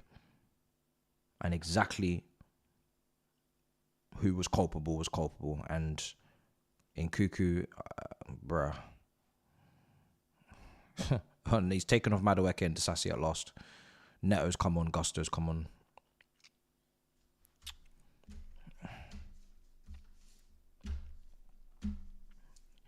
We love Josh.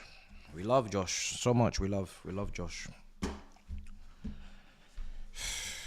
Fucking hell, man. Your words need to match your actions. Seriously.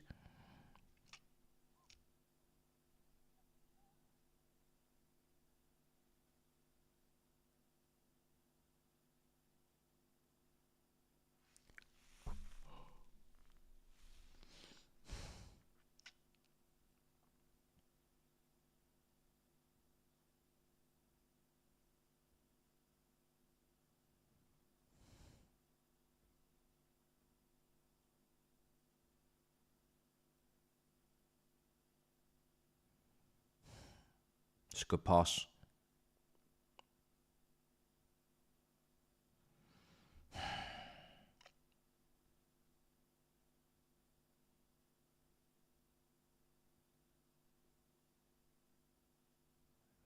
It's more likely to be 3-0 than it is to be 2-1.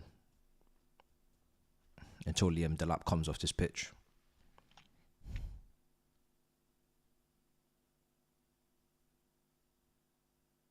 League is done.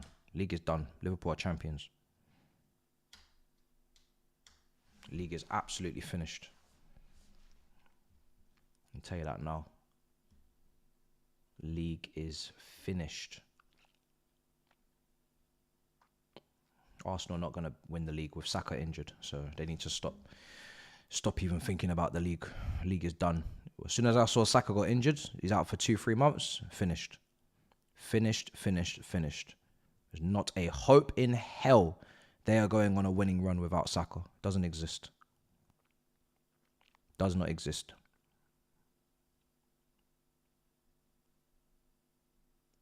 Especially when Martinelli is the go-to on the wing. No chance. Everybody's in top 4 fight now, brother.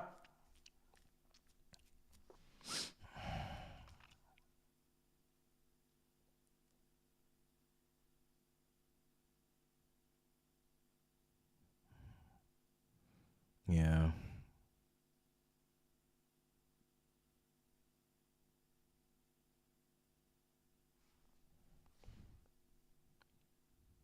No, because some people in the chat are saying Arsenal, and I'm just letting you know where it is. Early doors.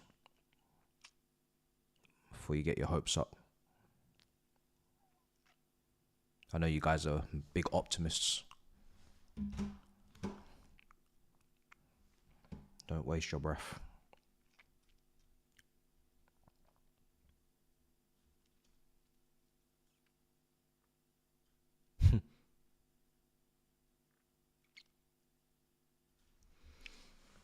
It's okay. You travel to Brentford tomorrow. I think one of the best home records in the league. Let's see what happens.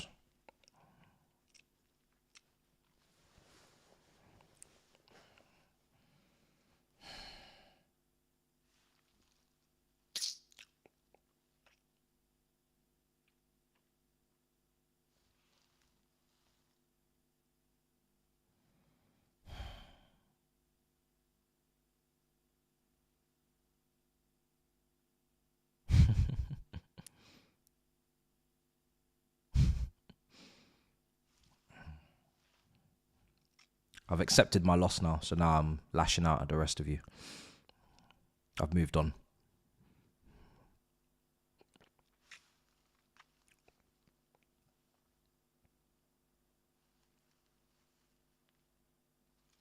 Brother, I don't give a fuck if the game's on. The game's finished. The game is finished, brother. 90 minutes. I don't need to wait until the 90th minute to know when my team is not getting anything out of the game. I've been watching these brothers week in, week out, since I was like 10 years old, brother. These brothers are not coming back. It is finished. It is finished. Game over. We have lost to Ipswich, brother. There ain't no coming back. There ain't no revival. There ain't no return. Nothing. I can see it. You can see it in the play. Look at the lack of urgency. They should be ramming down the door of that Ipswich keeper. They should be... look at this. Palmer scuffs the ball back with Ipswich, and you think we're coming back from this? We ain't coming back from shit. The substitutions alone tell me that we're not coming back in this. As soon as I saw the substitutions, the first round of subs, I already knew what it was. We ain't coming back from shit. We're getting cooked. We're getting moved to...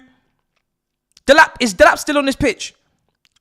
Because for as long as he's on this pitch, we could concede again.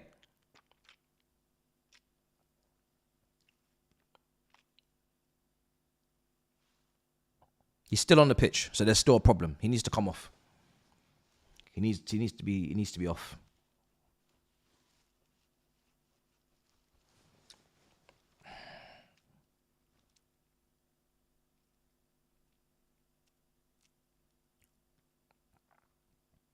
Ball's being hoofed. Gusto header.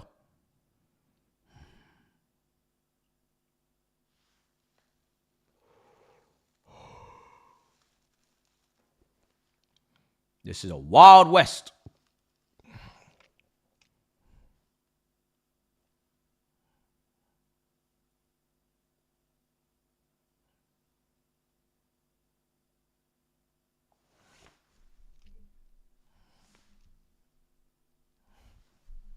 Palmer. Shot blocked again.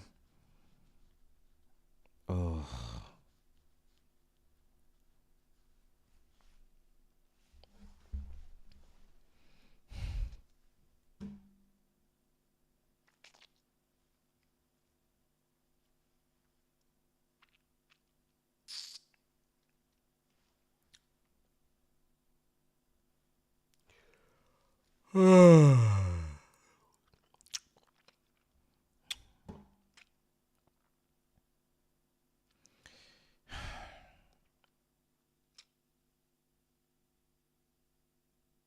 My thumbnail on the preview was wake up.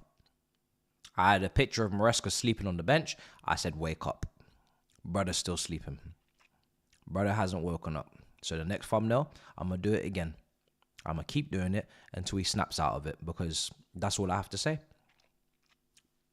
Brother needs to wake up.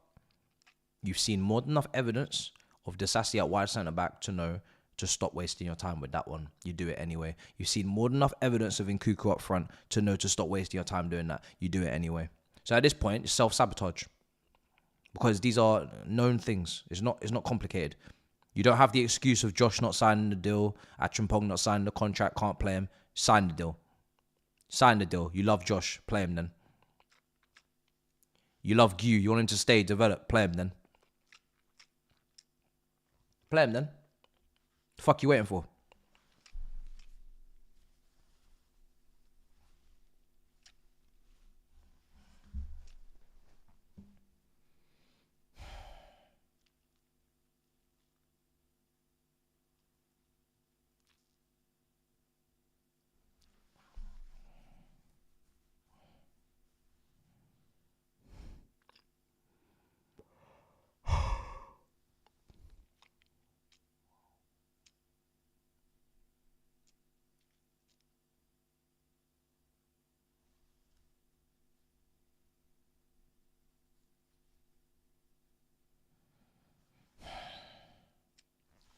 This is nasty work. Nasty work.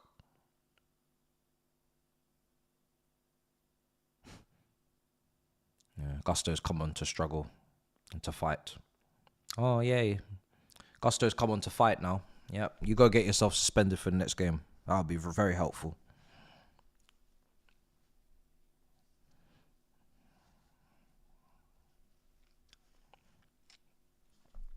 Can't defend, so we're gonna have temper tantrum instead. Can't win tackle. Can't body nobody. We're gonna have temper tantrum instead. That will do it.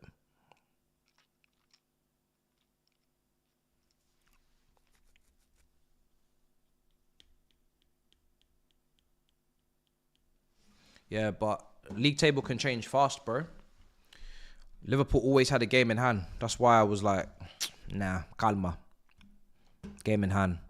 They still have a same played now, isn't it? No, they have a game in hand on us. So we are 10 points away from them, and they have a game in hand. So title race. But you know, it's funny because in May, when we look back at this, how many people will say that we were in a race? No people. But idiots wanted to hype it and wanted to lie through their teeth and pretend like they think we can actually be involved. They had no big win against a top team to judge that and make that clear and put that metric there, but they just ran with it because they wanted to put us under fake pressure. We're 10 points away from them. 10 points, and they have a game in hand. They can go 13 points clear of us before the new year. It's mad. 13 points clear. And what? Because a couple of games went wrong. This is bad. I said, if you're going to do it, you got to win all your games. You got to act like you have to win all your games. If you're not capable of winning all your games, shut up. Simple. People are like, oh, you don't have to win all your games. It's not going to be a 90-point season. They're going to slip up. They're going to fall off. Said who? Who told you that? They're not telling you that. They're on course for it. 3 draws, 1 defeat, 14 wins. That sounds like a 90-point season coming up to me. I don't know what you're talking about. Man, them telling me that we don't have to win every game. We just have to be amongst it. Allow it, man. Mentality's finished. If you think you can't win, if you think you don't need to win every game. That's why I just said, get the top 4. Get the top 4. Focus on that.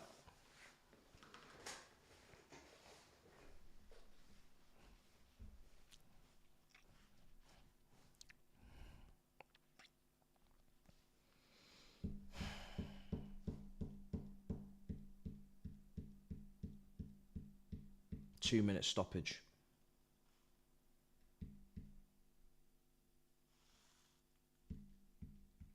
Imagine if I'd said it. Bloody hell.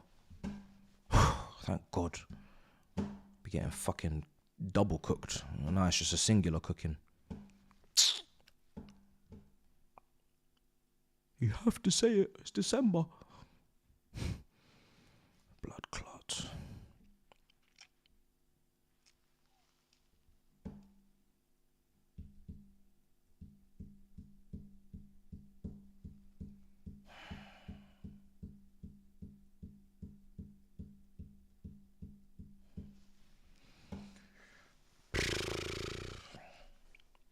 Five minutes. Bloody hell. We don't need 5 minutes. Where'd you get the 5 minutes from? That is a clear 2 minutes. That's a 2 minutes. Where'd you get the 5? When will the corruption end?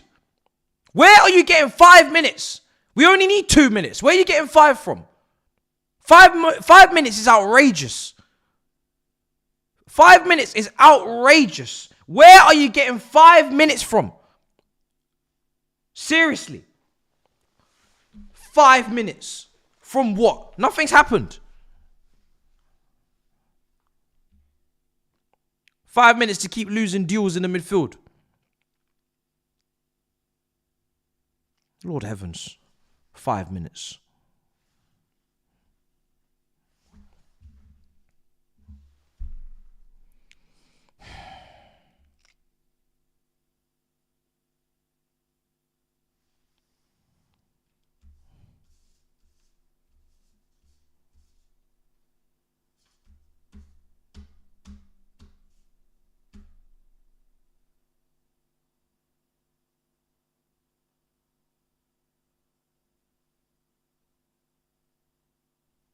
I don't think you understand the point I'm making. I want less time so I can go. I don't want more time. I want 2 minutes so we can wrap this up. What are you talking about? Man said we could have 90 minutes and not score. You think I want to watch this shit for another 90 minutes? I want this shit to have no minutes. I was ready to end this on the 85th minute. Bring that down, referee from AFCON. Let's get this shit wrapped up. Talking about extra time. The fuck? You must have me confused. I'm trying to get this shit wrapped up. That's talking about we need more time.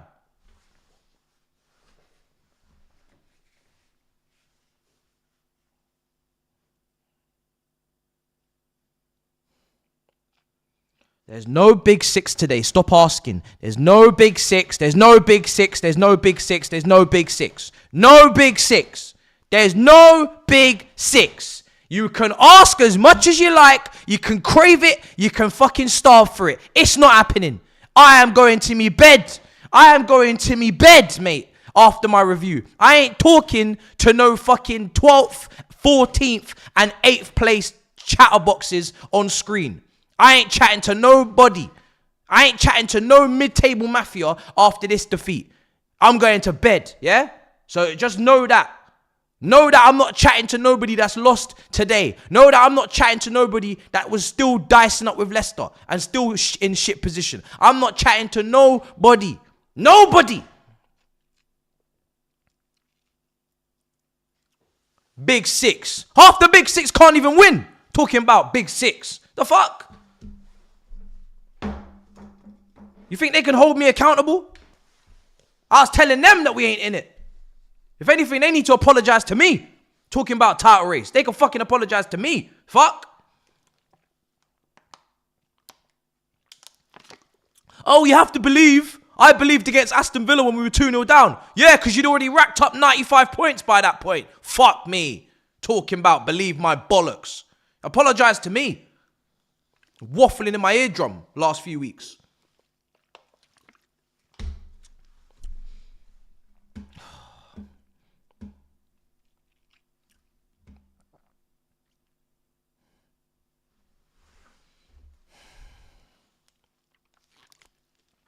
Who told that brother to somersault?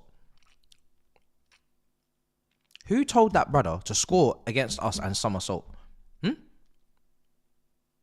Does he think he's Nani? Does he think he's Aubameyang? Who told that fucker to score against us and somersault? I didn't even see him do that. You think this is gymnastics?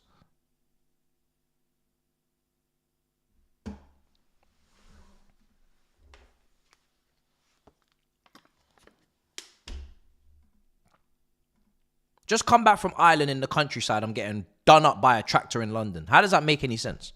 I didn't see a single tractor when I was over there. How am I coming back to London and getting done up by a tractor? How does that make any sense?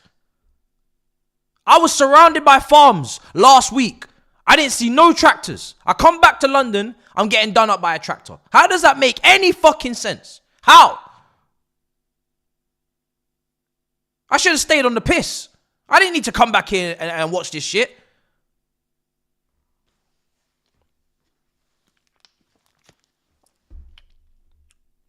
Is this shit over yet? Is this full time or not? Because I ain't really got time for this nonsense. I'll be real. I got half my dinner to eat.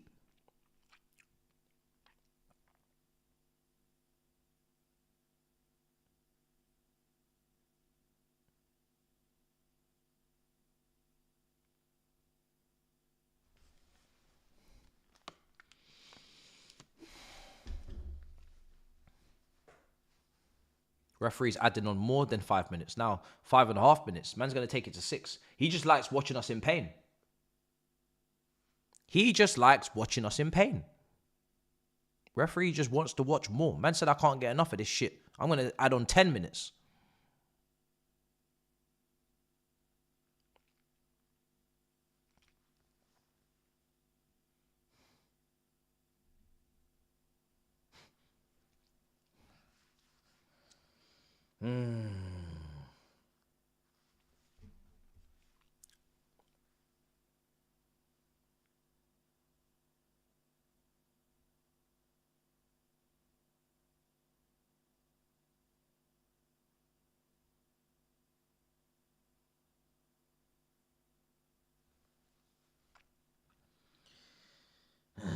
Brother.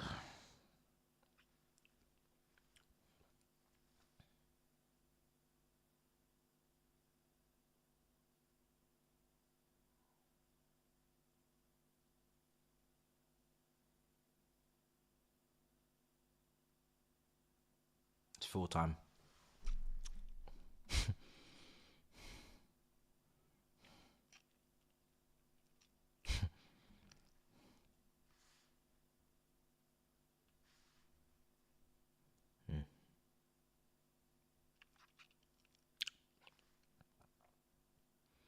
You're having a lot of fun in the chat, innit?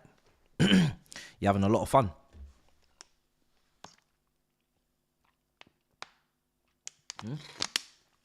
You're having fun, yeah? You're enjoying yourselves, yeah?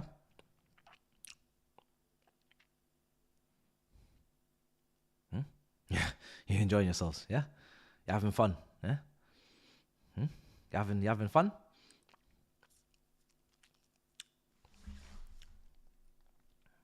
Yeah, fuck